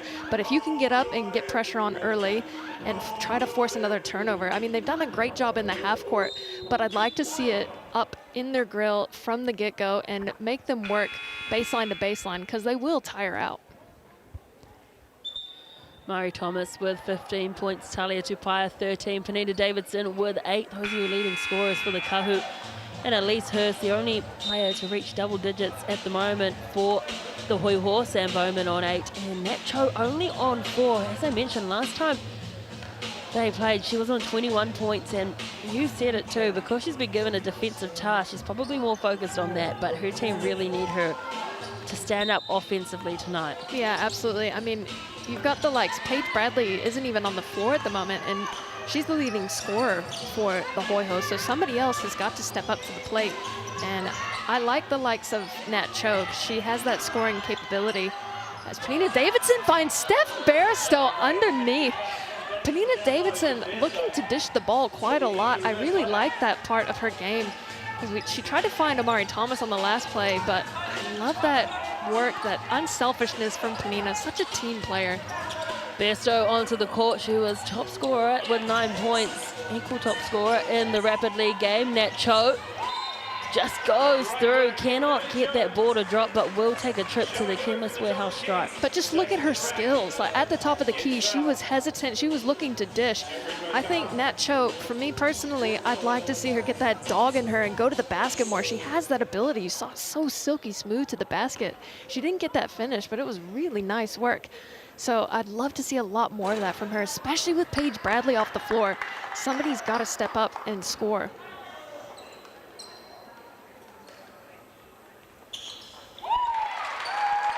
(32-45), the BNZ Kāhu with a comfortable lead at present. Sprinting up the court was Ratuno. Gets it to Tupaia. Again, just looking for an option. Davidson, she has been excellent this evening, not only with her shots, but as you mentioned, the way she's able to dish the ball off. And here's a steal coming in for Ratuno. Forster is there to tidy up. I love Forster and Ratuno's game. They're the complete opposite of the vets of the Kāhu squad. They're like the second line of defense for the Kāhu. They love to play a fast-paced, in-your-face defensive game, and when they get the steal, no one can step in front of them. They're both extremely fast, so the dynamics of both the slow half-court and the fast transition when they're on the court, it just adds another dynamic to this Kāhu team. 14 seconds left on the shot clock, 30 seconds on the game clock, and that's a better shot as well. Going to the paint a little bit more. Yeah, nice, easy look there for the Hoiho. They love those. They don't come often against the Kāhu. But when they do, you've got to capitalize. Forster trying to make something happen. Bairstow, she's not scared to shoot it. Launches it from deep, and Davidson with the long rebound. She's just going to take it all the way herself. Penina Davidson asserting her dominance here in this second quarter, and it's going to be a player timeout for the Hoiho. They'll advance the ball forward, try to make something happen with 2 seconds left, and down by 15. Well, Davidson is playing like an absolute veteran. I mean, she has got 62 appearances for the Tall Ferns, 117 WNBL games, and she's very familiar, obviously, with the New Zealand domestic game too. But here's the BNZ player timeout. Please scan that QR code and go into the draw to win some tickets for your community group, your school group, or any kind of group. And we have the Final Four coming up very soon. Oh, Bairstow with the block, rejecting Nat Cho. We've seen it in the Rapid League and putting it on display there. Steph Bairstow with the rejection to end the first half. Kāhu lead it 49-34. Just absolute dominance in this first half. The Hoiho have got to come up with something in this third quarter. Don't go anywhere. We will have the second half stats right after this. And we've got basketballers from Hoiho Primary School.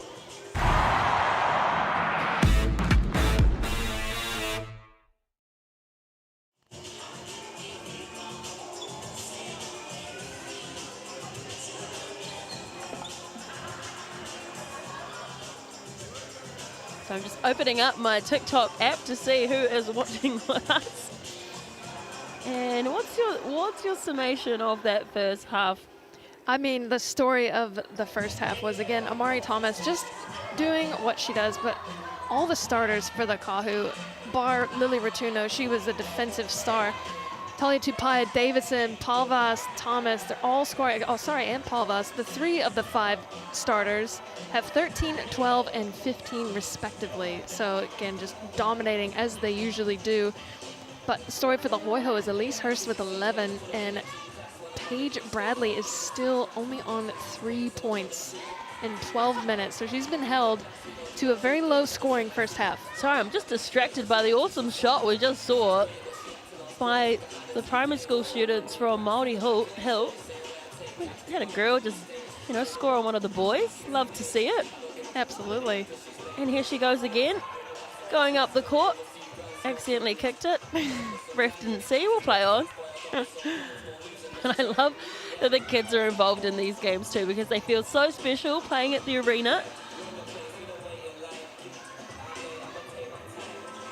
I mean, that's a new one for me. Dribble underneath the legs while you're doing almost a split.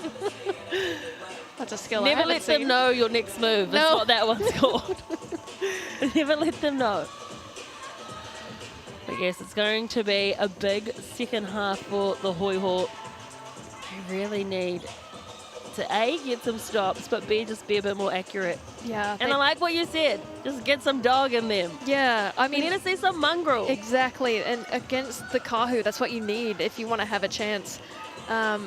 We saw it in Nat Cho on that one play, but we need a few more of those from her. She's such an asset, and I feel like if she can get going, the team can get behind her. As again, D'Angelo's not scared to shoot it, and so I'd like to see Nat Cho be way more aggressive offensively. As we've seen her on defense, she can guard anybody, and she can also take anybody on offense, but she chooses to, do a lot more on defense than she does on offense.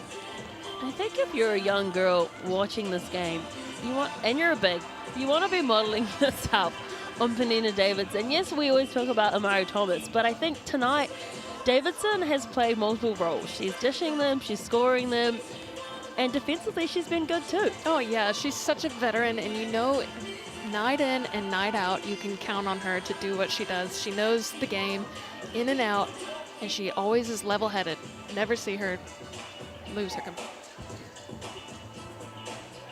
No more hukima. Welcome back to the Edgar Centre in Dunedin, where it is the BNZ Kāhu leading 49 points to 34 over the Southern Hoiho.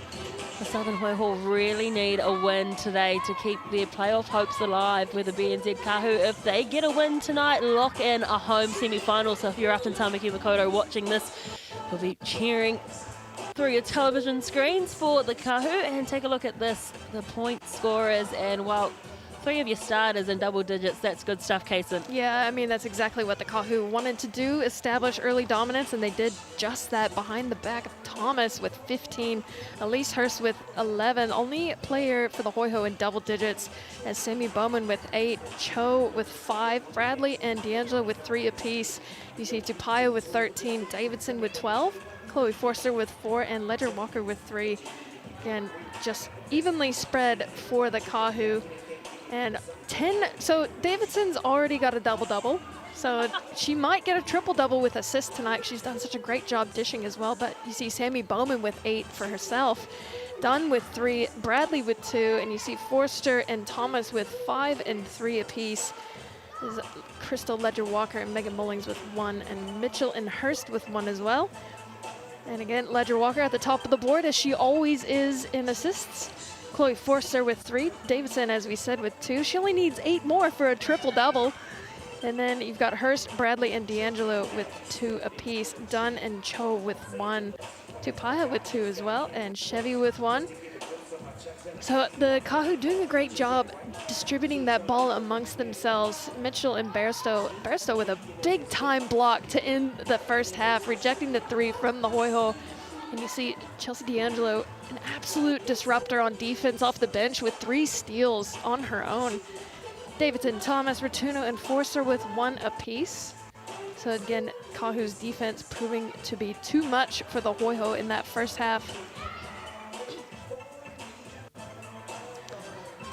Look at the other stats too from the Chemist Warehouse. Field goal percentage, Kāhu sitting healthy at 57%, 19 from 33. The Hoiho though only on 34%, 13 from 38. And free throws, well the Kāhu making the most of them, 7 from 7. Whereas the Hoiho 6 from 9 there as well. At points in the paint, the Kāhu with 26 and the Hoiho just with 20. Any other stats stand out for you? For me, it's what you don't see. It'll be the players getting their hands on the deflections and, you know, creating the turnovers and doing the things that don't necessarily show up on the stat sheet. So again, for me, it's D'Angelo coming off the bench and being an absolute menace on defense. Do or die basketball coming up after this. We will have the second half of the game. The Hoiho need to win in order to keep their Final 4 hopes alive. Don't go anywhere.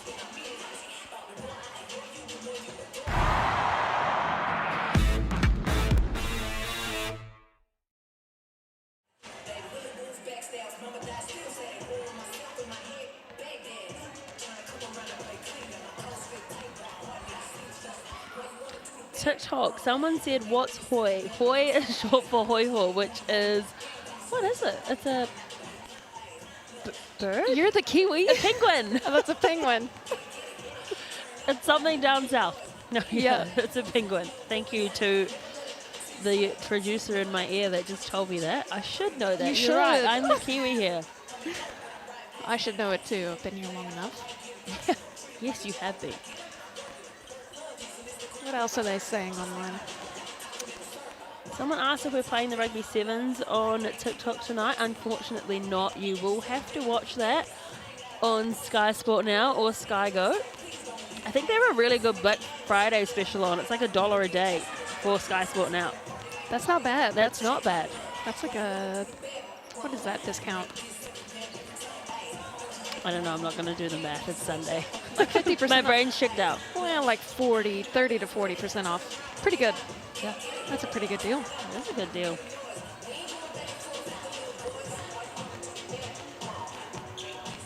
Good crowd coming in as well for this game on a Sunday in Dunedin. Sunday's usually quite a slow day in Dunedin. I was going with to all the students there. Last time I made a comment about a town in the south, I got ridiculed, so I'm not gonna make any statements. What town was it? Christchurch. It's like, what else is there to do in Christchurch on a Sunday, Saturday? Plenty to do, apparently. Well, there'll be plenty of people going to night and day who are the sponsors here of the Hoiho, getting a Powerade to get their spirits back up after a big Saturday night. And probably a hot dog or two. Actually, hot dogs on a stick at the night and day. down south, my go-to after a big night in the Octi. Are they corn dogs or actual hot dogs? What do you call them? Corn dogs. With the breading around. Yeah. The corn dog. Those are hot dogs to us. No, it's a corn dog. And then the other one with the bread, that's an American hot dog. What? What, you mean in the bun? Yeah, that thing. Yeah, no, we're on different levels here. Stick on a hot dog with breading. Potato.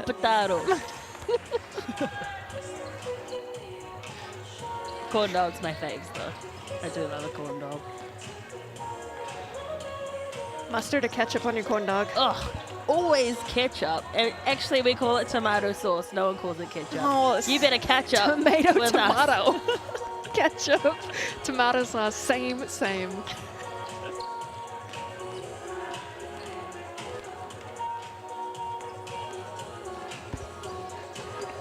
Welcome back to the GJ Gardner Homes Tauihi Basketball Aotearoa.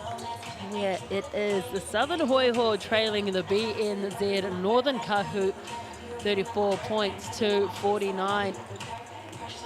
Score in the second quarter was 22-15 in favour of the BNZ Northern Kāhu.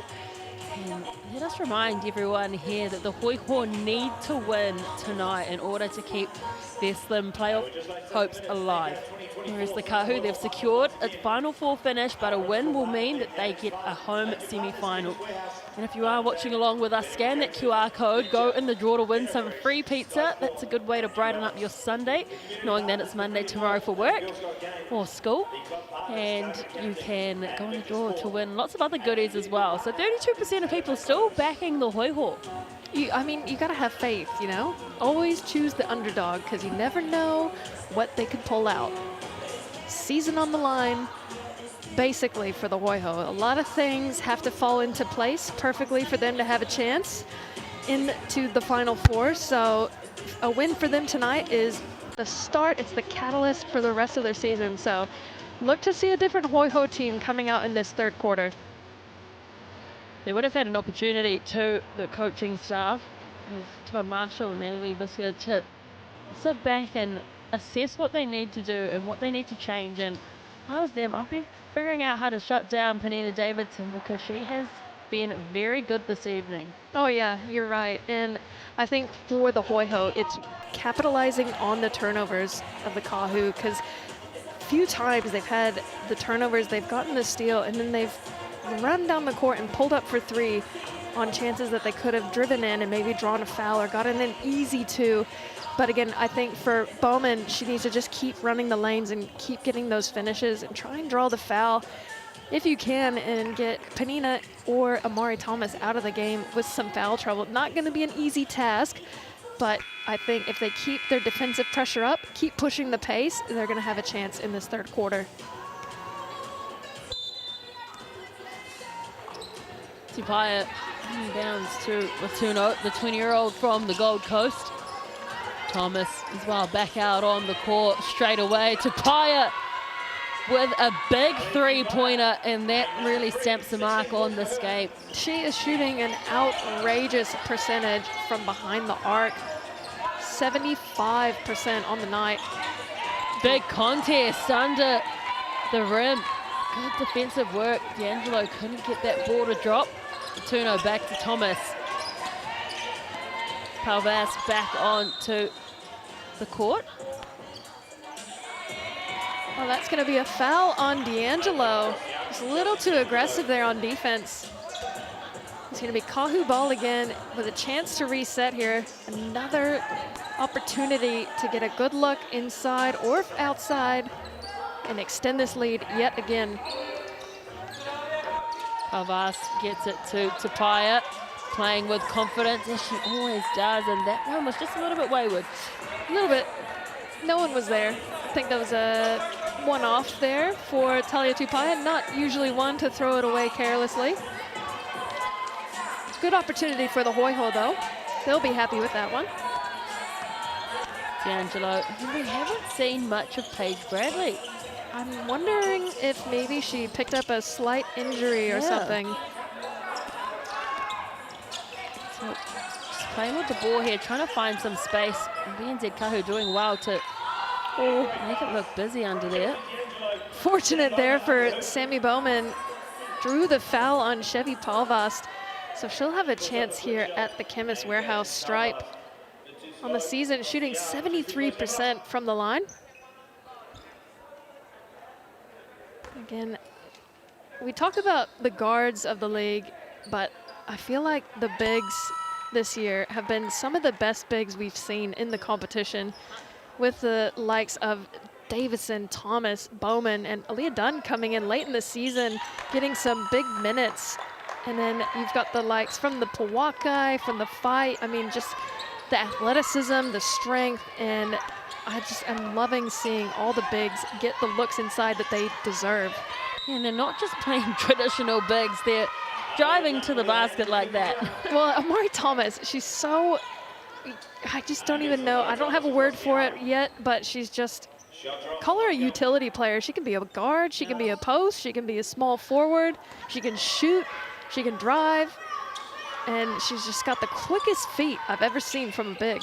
I think gone are the days where you're just a traditional big, where you stand there at the back and just pop the pass in, or pop the shot in, should I say, off a big pass. You literally have to be good at everything, and these ladies certainly are.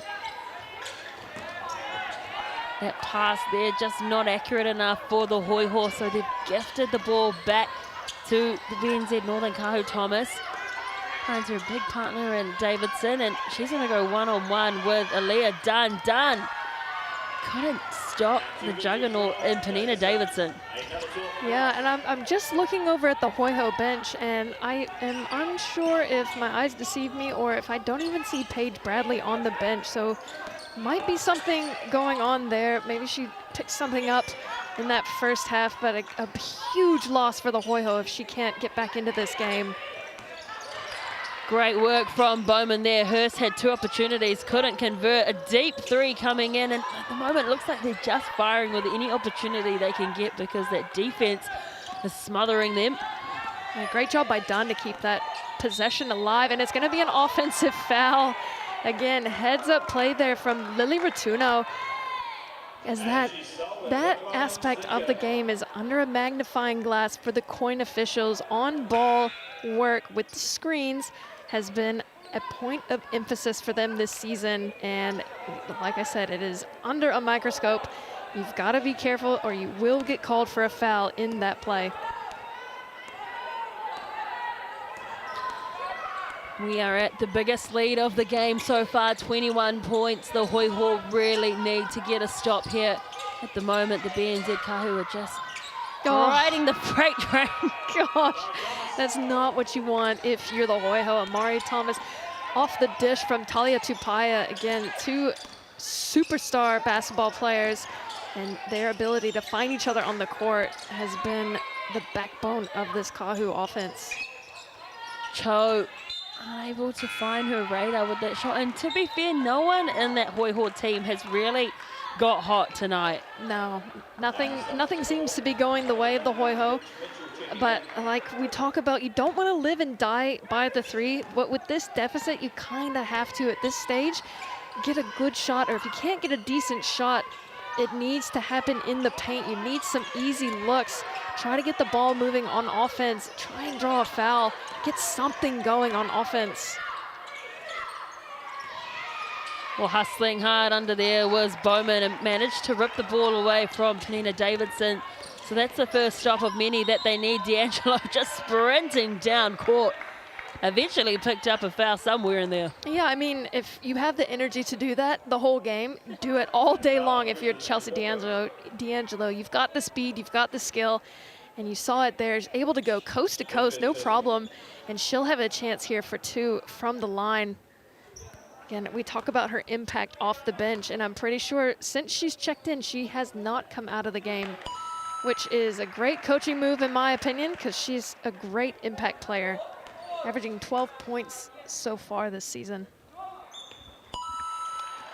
A successful trip to the Chemist Warehouse stripe as well. So they need to get another stop once more. As we mentioned just beforehand, it was the biggest lead of the game. And they will get the ball back here too. That is lucky because I'm pretty sure that was off of Joe. So did I. Joe is very lucky there. So Hoiho, I mean, the Kāhu aren't finding it that hard. Hey, play to the whistle, man. Play to the whistle. Exactly. But look at this pressure from Crystal. Up in the grill of Chelsea D'Angelo.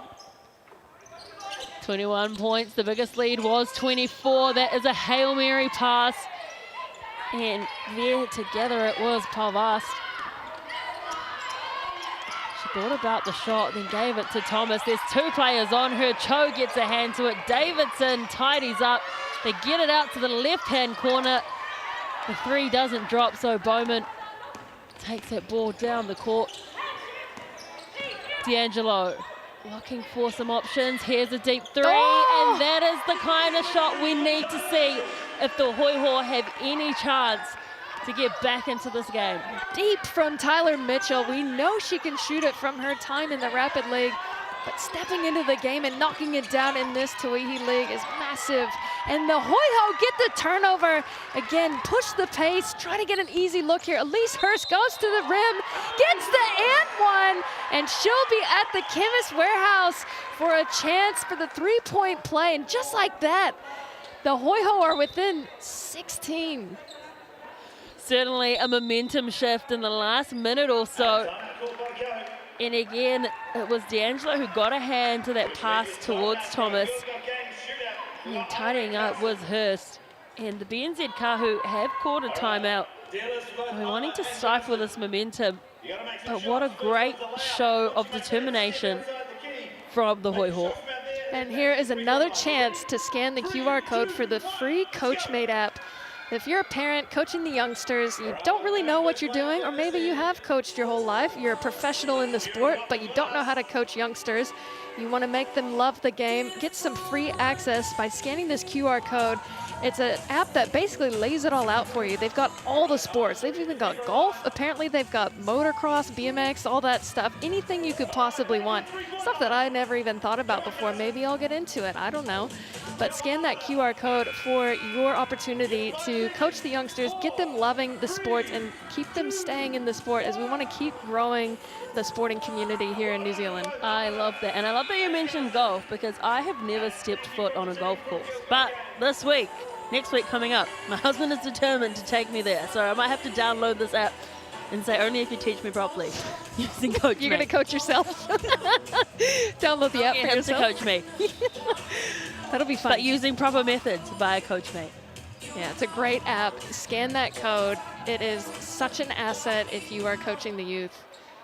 And especially myself, I've played at a high level. I've coached at a very low level, so it's hard to translate that from what you know and you've experienced to the youngsters starting out from square one. BNZ Kāhu have had a bit of a stop with their scoring at present, and you can hear the bench of the Hoiho really cheering on the team. What a pass from Ledger Walker. Just unfortunate that they were fouled Amari Thomas, because that pass from Crystal Ledger Walker again, it just had no right to find the hands of Amari Thomas. That was a flamethrower of a pass, but again, you've got the soft hands of Amari. She can catch anything. Like, she's got the world's softest hands, and you'll see it here from the line, or you won't see it from the line. I jinxed her. Sorry, Amari. Didn't mean to jinx you there. But we talk about Crystal. She's probably one of the most unselfish players in this league. She will look to pass first more than anything, and she does such a great job finding her teammates. Cho, again, has been very quiet offensively. Hurst on the bullet pass. And she might have put a foot out of bounds. D'Angelo. Yeah, definitely towing that line a bit too close there. It's going to be another turnover for the Hoiho.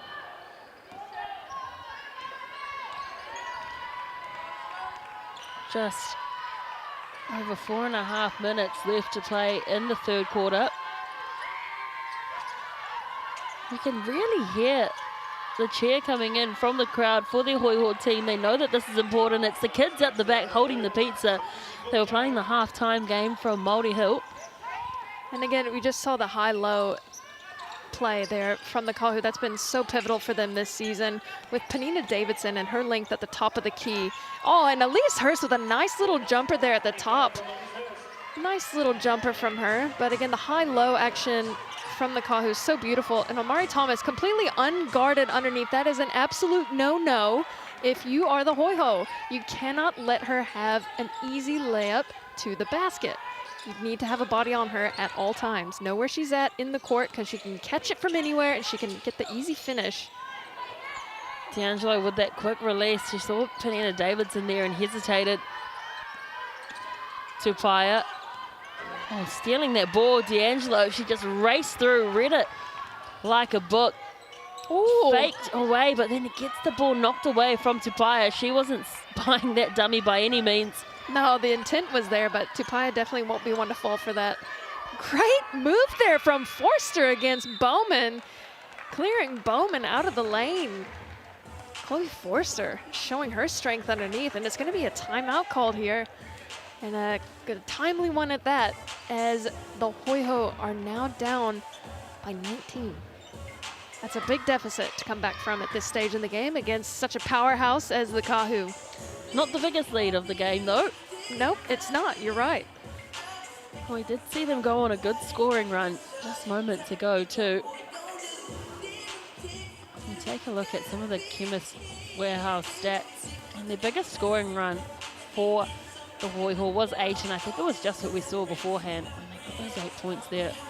I mean, you nailed it earlier. It's the consistency aspect that we talk about for the Hoiho. They have the ability to go on runs, but they go on the run and then they kind of go quiet for a little bit and then they try to get that run going again. But it's not going to work against a team like the Kāhu, who are just consistently at it, adding points to the game. And you see stats brought to you by the Chemist Warehouse, the official stats partner of the Tauihi League.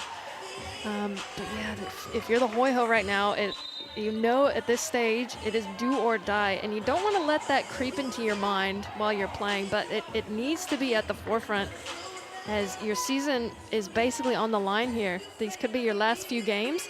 You have to lay it on the line. You can see the kids there holding their pizza. They are certainly going to be taking a trip to the Sal's after this game, especially after they worked so hard in that little halftime game. They'll be getting a $40 large buffalo chicken pizza, that's for sure. Thanks, Mum and Dad. Dinner sorted. Get ready for school tomorrow as D'Angelo goes the long way around the edge, but finds a way to the rim, and that's a good start coming off the back of the timeout. She's just putting the team on her back at the moment, D'Angelo. Anytime she gets that ball in her hand, she's driving to the hoop, trying to make something happen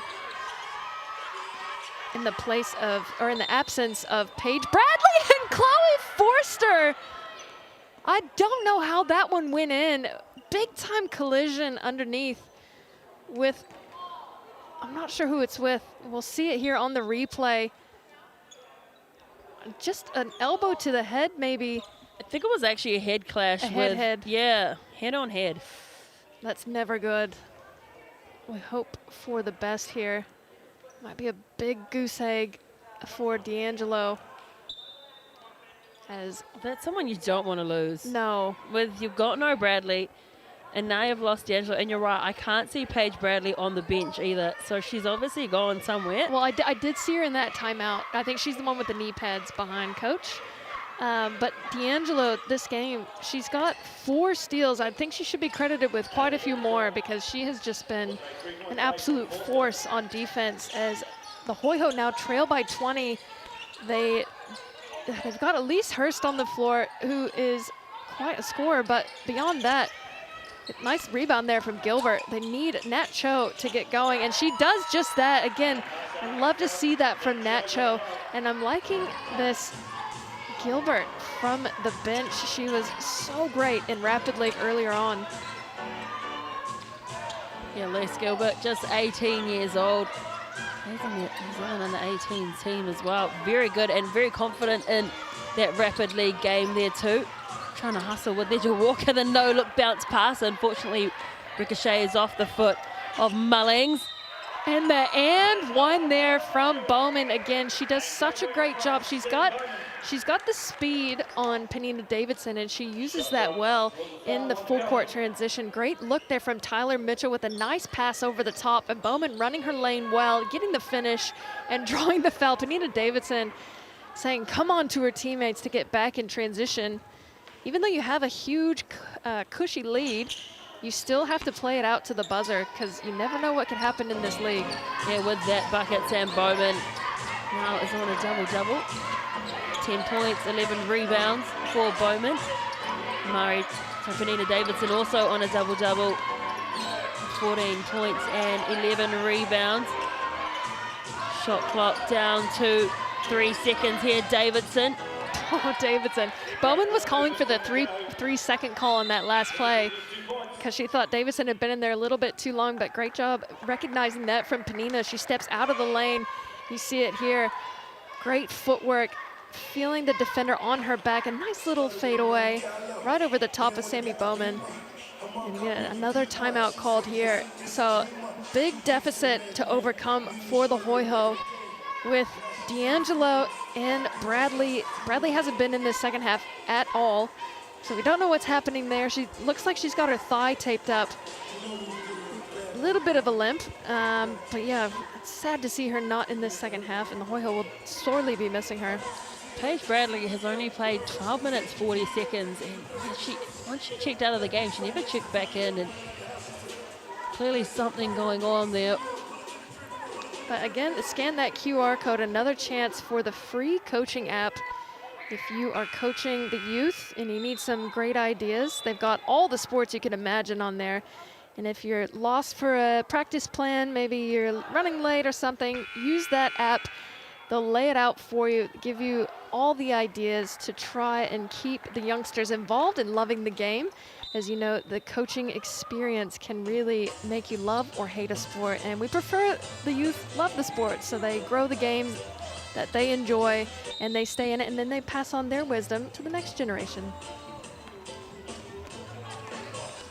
Elise Hurst wanting to go quickly. Back onto the court, Ratuno. We had some good rotation, have the BNZ Kāhu. Cho. Again, off balance. She loves that shot and a chance for a three-point play. This is something that I wish I could have seen from her a lot more this season. I think she needs to be more selfish because she has the ability to score. Well, look at this pressure on her. She takes the hit, off balance, floating to the left, and gets the finish and the foul. And that shows such a versatile player, showing her class on offense as she gets the three-point play. Ratuno bringing the ball up. He plays actually with Penina Davidson in the NBL 1.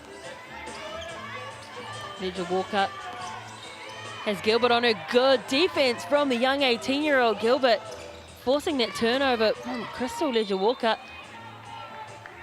Just trying to disrupt there, as well as Chloe Forster. I can guarantee you Crystal won't let that happen again. She's going to be protecting that ball now that she knows Gilbert's defensive tendencies. And Hoiho with the chance here.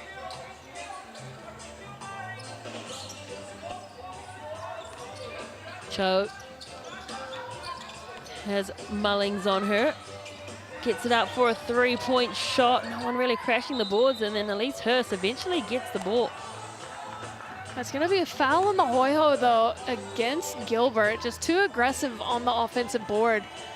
So again, another unfortunate event for the Hoiho, and the Kāhu are in the bonus. So Ratuno will step up to the Chemist Warehouse stripe for her chance to knock down her first 2 points of the game. And she misses the front end. She'll have one more opportunity. Get herself on the board. The 20-year-old from the Gold Coast gets her first points of the game eventually. And the second attempt from the Chemist Warehouse stripe. Hurst has Ratuno on her. It was a really good hold, but unfortunately Mitchell was just a little bit too slow to get there and break away, but it was the right thing to do. Yeah, it was a good look there from the Hoiho. What I love about these two players here, they know their role on the Kāhu. I mean, you've got some prolific scorers in Davidson, Tupaya, and Thomas, and they know their role and they execute it so well. They're not looking to score every chance they get. They're looking to dish. They know who the scorers are. As you see it just right there, Thomas unable to make that three, but again, filling their roles extremely well is Fortuno and Forster.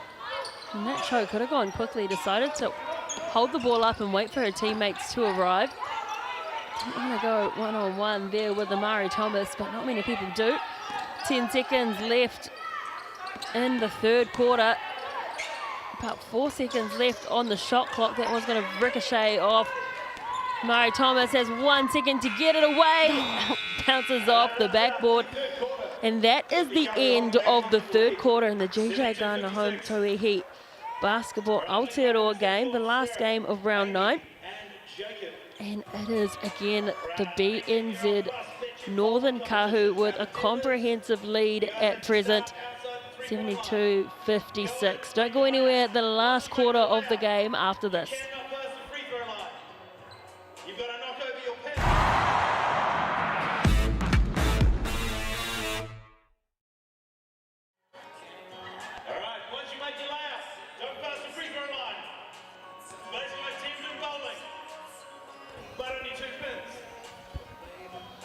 One more quarter left in the season for the Southern Hoiho. Well, not in the season, actually, in this game. But if they don't win, that is the end of their season next week. They won't be progressing any further, and it is a tough ask. I mean, you're down 16 with not a lot of time left in the game. They're going to need some miracle work from the likes of hopefully D'Angelo coming back into the game, but I think she took a pretty big head knock. But it's going to be on the back of Nat Cho and Elise Hurst, but they're not getting the easiest looks, as we've seen Nat Cho just absolutely getting pummeled underneath for her and one opportunities, but she's creating them.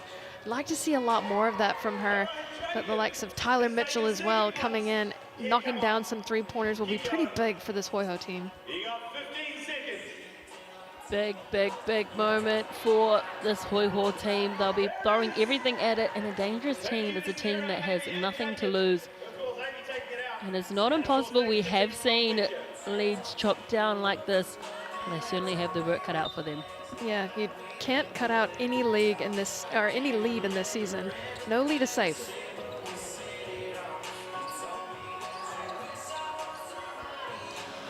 Welcome back to the GJ Gardner Home Tauihi Basketball Aotearoa final game of round 9. And next week, the last round. If the BNZ Kāhu can hold on to their lead, they will secure a home semi-final. If the Hoiho can cause a momentous upset, they keep their playoff hopes alive, but they have had a couple of injuries. D'Angelo, as well as Paige Bradley, not out on the court. So they are relying on their youth and inexperience to get them up today. We can see on the court now. What a pass there from, I believe it's Caitlin O'Connell. Leah Dunn unable to convert that one. A great look underneath. In that last quarter, it was only 23-22. The Kāhu over the Hoiho. So that was their best scoring quarter, the Hoiho, in the third. If they can keep that up in the second quarter, we might see something. And then Mullings just working her way to the hoop. That is a little bit of an athleticism mismatch there. Megan Mullings, great job recognizing that, capitalizing, driving in, getting the easy two. Sydney played all over the world, has Mullings. Romania, Czech Republic, Finland, Germany, Luxembourg, you name it, she's been there. And plenty of experience, and that's the experience that the Hoiho need through Nat Cho, but that one just didn't fall. Yeah, the Kāhu they're not even challenging them when they drive in. They're not slowing this game down at all with fouls, as the possession will go to the Kāhu. I'm not sure if there's a foul call or maybe a tip. It'll stay with the Kāhu here. Fortuno looking for an option. Mullings. Back-to-back buckets for Mullings. Yeah, she's such an athlete. You know, she can get that ball. She can get to the hoop. As we saw just there, back-to-back plays. And an and one opportunity. Leading into this game, though, she's only averaging about 4 points a game. She's been on limited minutes, is nursing a bit of an injury this season, but just shows the depth of the Kāhu, that they can have someone like Megan Mullings coming in the last few minutes of the game, and she's a freak athlete, I'll say that much. Big hop, skip and jump coming in from Hurst, and Dunn just not aggressive enough to grab that ball. Good contest underneath the hoop, but the Hoiho will still inbound this. Defensive pressure coming in, and that just bounces underneath the legs of Abby Harris. Yeah, again, you're sensing a little bit of the inexperience from the Hoiho. Again, just not much happening for them offensively, just looking a little bit chaotic, trying to find their footing, as some of these players have not seen too many minutes in the Tauihi League. And it's a hard ask to come in at this stage against this team at this point in the game. But with no other choices, the Hoiho have tapped almost to the end of their bench. Rotuno gets it to Forster, and also the BNZ Kāhu are really starting to stretch their roster here as well. Got a comfortable lead. They know that they've got playoffs coming up, and we haven't seen Tupaia have many big minutes in this game too. Well, she's a player that you don't want to risk injury, you know. She's such an asset, and you want to keep her fresh going into the next week as well. And there's going to be a foul called on Chloe Forster. But yeah, I like that from Jody. You know, you want to keep your superstars nice and healthy. No need for them to be in this game at this stage with a comfortable lead like you have. If the Hoiho manage to decrease the deficit, then of course you bring them back into the game. But you know, they've got Amari Thomas out there who's solid as ever. You know, you can rely on her to be steady and consistent, and she's, well, I don't want to jinx it. She's pretty healthy. She remains healthy most of the time, so she's someone that you can have out there at all times. One thing that's been a real standout in this game for the BNZ Northern Kāhu is their field goal percentage. They have been flirting around the 60% and high 50s at the moment, sitting on 58%. They've been very accurate, and there goes another bucket again to Megan Mullings. The Arizona native has surely come on and impressed.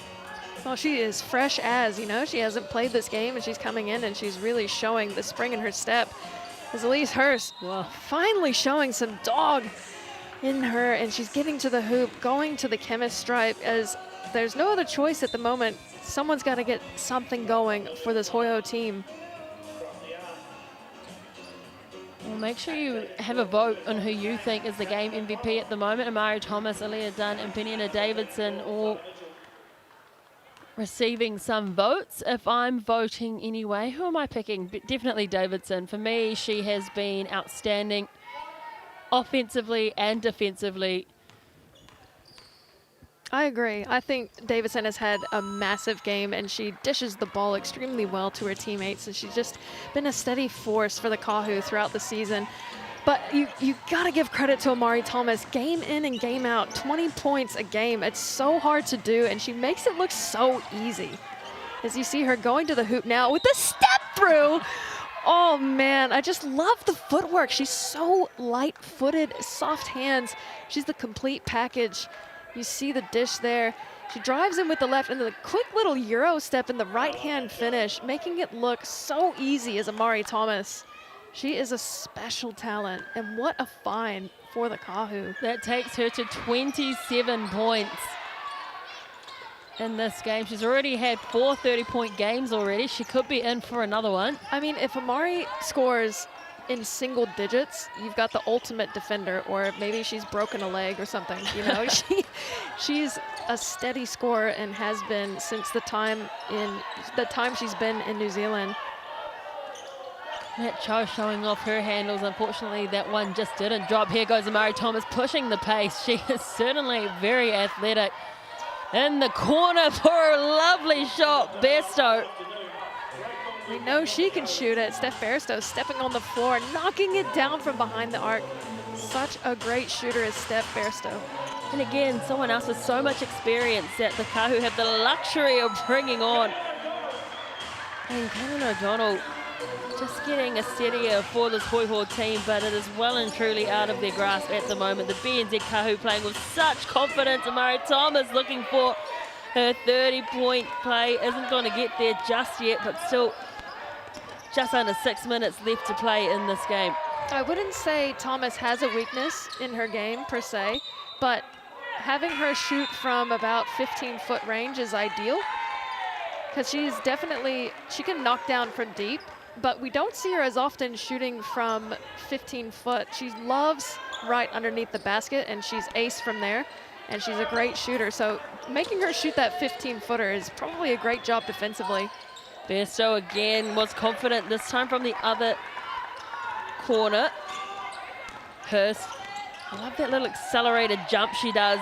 Well, she's got to do it. Someone has got to get something going with D'Angelo Bradley. And we haven't even mentioned Zoe Richards. Didn't even suit up for this game with a bit of a whiplash injury, I believe, from the prior game. And Chloe Forster goes down hard against Nat Cho. So Hoiho definitely not at full strength at the moment. And it is showing, unfortunately, on the scoreboard, as they are down by 23 points. Yeah, they're also missing Sam Gallagher as well. And Sammy Gallagher, another impact player, solid, veteran for this team. As you see D'Angelo at the end of the bench, she's got an ice pack on her forehead. It's going to be a nice goose egg for her by the end of the night, I imagine. Just adding to the lead at the moment is Forster, who's got some points on the MVP voting for this game as well. She has been good tonight, though, has Forster. Yeah, she's another solid pick for the Kāhu. She's a disruptor on defense, and she can score, but she also plays her role extremely well, dishing it out to the superstars of Talia Tupaia, Thomas, and Davidson. But she's slotted in nicely on this Kāhu team. Nat Cho just going to work herself, draws the foul, will take a trip to the Chemist Warehouse stripe. That's the first time I've seen her get a body and not make the N1. So good job drawing the foul here. She'll have a chance for 2 from the Chemist Warehouse stripe. As you see Davidson crawling to the top of the MVP voting. I'm with that. 34%. Just the edge on Amari Thomas. But the fact that Amari Thomas is always in contention for the MVP vote every single game, night in and night out. She's steady as can be. Nat Cho can't get the final points, but there we go again. Aaliyah Dunn showing some strength under the hoop, but we're seeing it now towards the end of the fourth quarter. But in reality, the BNZ Kāhu have been the more dominant physical side. They have been tougher. They have been out-muscled today, the Hoiho. Yeah, you're right. And that's something that they rely on, is their strength, because they may not be the fastest team, but they are, by and large, one of the strongest teams out there. As Hurst fires it from deep, and the quick looks are exactly what they need, but they're not falling, unfortunately, for the Kāhu. Asia Anderson running the lane, as we've seen her do so well in Rapid League. Does well to keep it in play. It's going to be Ratuno dishing it to Bairstow. She loves the 3, and Bairstow knocking down another one from deep. Kāhu just demanding the lead at this stage, capitalizing on every opportunity. I mean, so much experience, 9 years playing in the Australian WNBL and NBL 1. And coming to a league like this and coming off the bench, and here's a steal coming in for the Kāhu. And there's a reason why she's got a couple of points in the MVP voting. Forster has really put effort on effort tonight, not only in this game, but also the Sky Broadband Rapid League. Yeah, I mean, she's such a steady defensive player. She's one of those players that likes the full court pressure, so she's always going to be there, disrupting the point guard, making their life difficult up and down the floor. As you can just kind of sense a bit of deflation from the Hoiho side of things.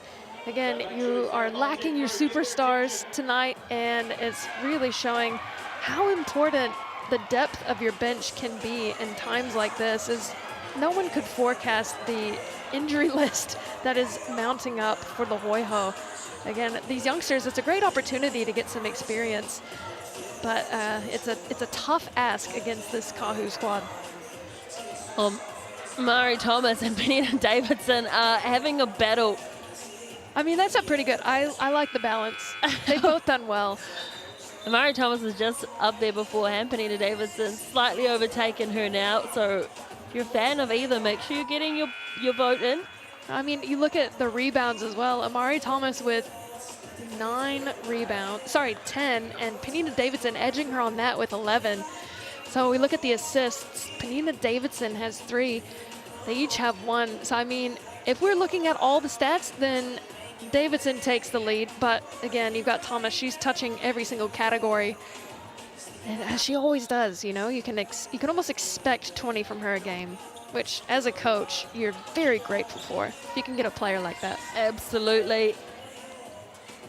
Oh, the difference is really blown out here now for Hoiho. At the moment playing for pride, and certainly has a lot of that. Oh, she's not stopping. Yeah, I love that about her. She's been one of my favorite players since she's come into the league, just because I know what she's capable of and what she can do, and she's putting that on display now as she is the leader on the floor for the Hoiho. As Dunn cleans up that board, what can they do here? Every point matters. And they need to get something on offense. Nat Cho, I'd like to see her be aggressive just like she is here. A great job as, I believe it's Tanika Ledger-Walker. Tanika Ledger-Walker. Great drive there. Again, just a little too late again for the Hoiho. If they had just played with this much aggression in the first half, I think we could have had a very different story. But it's just the inconsistencies throughout the season that have let them down. Individually, they've had some outstanding players grace the court on their behalf, but they just haven't been able to gel and be consistent as a team. Yeah, you're absolutely right. Again, some individual great performances, but again, against the Kāhu, you have got to have all cylinders firing. Aaliyah Dunn doing a beautiful job on the boards. As she dishes it to Cho. Cho gets her own rebound, kicks it out to Tyler Mitchell from deep. Can't get it to go, and Asia Anderson cleans it up. So it's going to be the Kāhu coming the other way. And again, it's just the accuracy totally shown right there. I mean, Cho was right under the hoop for her first attempt, got the rebound, but there's so many errors in that little phase of play. Besto thought she was in for another. There's the rebound from Aaliyah Dunn. Here's Elise Hurst. She's on 22 points already. Was looking to make it 25, tried to hustle. But Asia Anderson gets the rebound. Good to see the BNZ Kāhu. They took off a lot of their starters quite early, and they need to expose some of these younger players to some big minutes, because you never know what's going to happen injury-wise heading into the Final Four.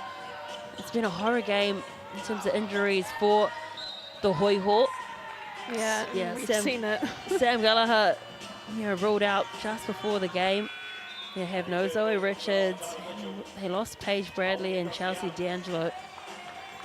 And for tonight, I mean, Bradley and D'Angelo off the court has completely changed the dynamic, as her defensive presence was what the Hoiho were relying on, and she was creating turnover after turnover, and then the chances on offense. And then when she went out of the game, we're just not seeing as much of that defensive intensity as when she was in. So again, unfortunate night for the Hoiho, again, for this game that's so important, and they can't be at full force. But we talked about opportunities, and it's a great chance for the youngsters that don't see the floor usually in this league to get out there, and you see the youngsters for the Kāhu as well. Jody Cameron instilling her knowledge into them into the final minutes of this fourth quarter. Well, the Phi will be breathing a sigh of relief with this result, because it does mean that they lock themselves up into the Final Four, regardless of the result next week when they come down and play the Hoiho. I think the Hoiho will be disappointed, obviously, because they needed a big win tonight to keep their playoff hopes alive. I mean, credit to the Phi. They had a massive win last night. An unbelievable start to that game. I believe they were up by about 20 points within the first few minutes. I mean, they just had an outstanding game. They came to play, and with them having Morgan Yeager back has been such an asset, because they've got a true point guard dishing the ball out, and she is a slasher, she's a driver, she's really fun to watch, and they just seem to be gelling a lot more with her in the point position. The BNZ Kāhu have really put the Southern Hoiho to the sword today, and they have locked themselves up for a home semi-final when it comes to the Final Four series. And so if you are in Tamaki Makaurau, make sure you do get yourself some tickets and go and support the team. It is going to be a great Final Four series. I cannot wait to see who goes up against who. It is unpredictable at this time. Well, it's so hard to pick who is going to win because almost every game we've seen a different team come out for all the different sides. And who shows up on the day is going to be important. Good hustle coming in from Anderson. Eventually they spill the ball due to her hustle. Great minutes from her in the Tauihi League. And Bailey Flavel onto the court as well for the BNZ Northern Kāhu. At Takapuna Grammar School is Bailey Flavel. Oh, and a foul from Forster. Unnecessary foul there, but I like the attempt.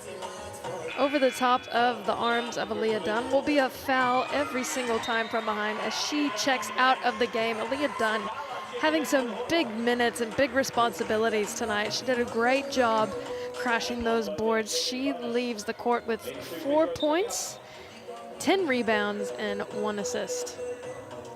And 1 steal. Big game from her.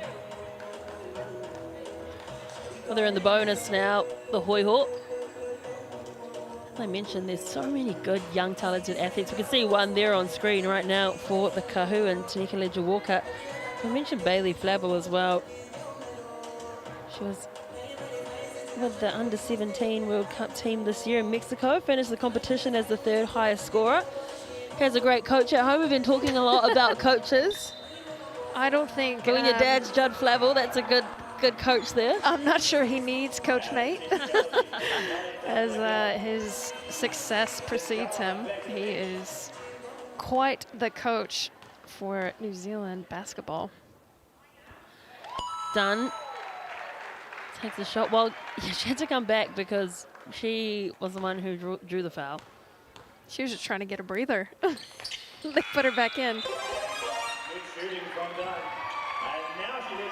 And now she will take a seat on the bench. So just over a minute to play. And again, as we mentioned, both teams now know that this game is locked up by the Kāhu. The Kāhu allowing the youngsters to get some good minutes. And the Hoiho, while they're wanting to play with some pride and finish strong, have also rolled everyone out from their bench. Steph Barroso never saw a shot she didn't like. I love her confidence as she knocks another one down from deep. Will the Kāhu break 100 in the final minute of this 4th quarter? Well, they're certainly looking close to it at the moment. O'Connell gets it to Carline. He was a late addition for Sam Gallagher. Again, O'Connell drives to south. She loves that little spin move. And how about the block coming in from young Flavel? Oh, great defensive stop there from Flavel. It was beautiful footwork, but undeterred was Flavel. She got the stop in the end. It'll be Kāhu ball with 37 seconds left in the game. What are they going to do this possession? Go for the 3? I bet Steph Barstow for 3. I'm calling it now. She certainly loves to shoot from beyond the perimeter. Back into Anderson's hands. Now to the youngster. Look at those handles, threading her way through. Just couldn't get that ball to fall, but good hustle coming in from Anderson for the 3-point shot now. Hustle again from Leja-Walker. There is a lid on that hoop down there at the moment. Plenty of opportunities. 3 seconds left in the game. The shot just needs to go. They're screaming for her to put it up. Almost went down, and that is all she wrote here in the Edgar Centre. And it is the BNZ Northern Kāhu with a comprehensive win, a dominating win over the Hoiho, 95 points to 69. And with that, they have confirmed a home semi-final. And Penina Davidson is your MVP of this game. Very well deserved from Davidson. Took a seat early on the bench after they had such a good lead. 16 points, 10 rebounds, 3 assists. She certainly had a very good game. Mari Thomas as well, also a stellar showing from her. 27 points, 3 points shy of another 30-point game. Talk us through this, Kason. I mean, you just look at it. She just dominated from the get-go. Mari Thomas with 27, Elise Hurst getting going a little bit late in the game with 22. Next in line is Cho with 12, Bowman with 12. D'Angelo, unfortunately, was taken out of the game with a head knock. But you see, look at how evenly matched the scoring is for the Kāhu. Barstow coming in and knocking down a few triples and got herself to 12. Chloe Forster with another big game. Talia Tupaya, again, she didn't even play in that fourth quarter. Had a massive game as well. Starting out strong, the Kāhu, Panina Davidson and Dunn and Bowman with 11 rebounds apiece. Amari Thomas not far behind with 10 herself. Elise Hurst with 3, Forster with 6, Barstow with 3, O'Connell, Mitchell, and Crystal Ledger-Walker with 2. And again, assists. Crystal always leading the pack with 6 on her own. Forster with 5, Davidson with 3, D'Angelo with 4, Mitchell, Hurst with 2, as well as Bradley, who we did not see at all in the second half. Unfortunately, an injury, I believe, to her thigh. And you see Talia Tupaya with 3 as well. Lily Bertuno with 2. Aaliyah Dunn with 1. And blocks in the game. Tyler Mitchell with 1. Steph Barstow, she's a block machine. We saw it in the Rapid League as well.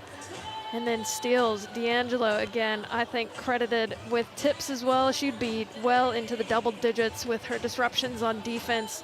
As you see, the rest of the team with 1. Bertuno and Forster, they are always disruptive on D, getting 2 steals apiece, as Palvas, Davidson, and Thomas with 1 apiece. Again, great job from the Kāhu defensively tonight, just absolutely shutting down the Hoiho. Well, that is the end of round 9 in the GJ Gardner Homes Tauihi Basketball Aotearoa. This is the last round. We now know who will be in the final 4, but where they finish, well, that is up to next round. So the mainland Pauakai will host the Tokomanawa Queens, and the Hoiho will play the Tauranga Whai, and in the Northern Kāhu from Whangarei against the Tokomanawa Queens. We do know that the Kāhu have confirmed a home semi-final, but who will they play? Well, it is going to be a tough week for the Queens to play the 2 top teams in the competition.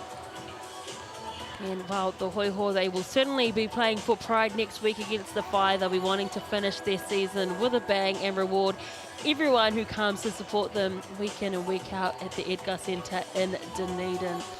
Well, on behalf of the Sky Sport team, we thank you for joining us this afternoon on your Sunday. We look forward to seeing you next week, Friday, the first game of what is going to be a big round 10 ahead of the final 4. We wish you a very good afternoon. Mā te wā.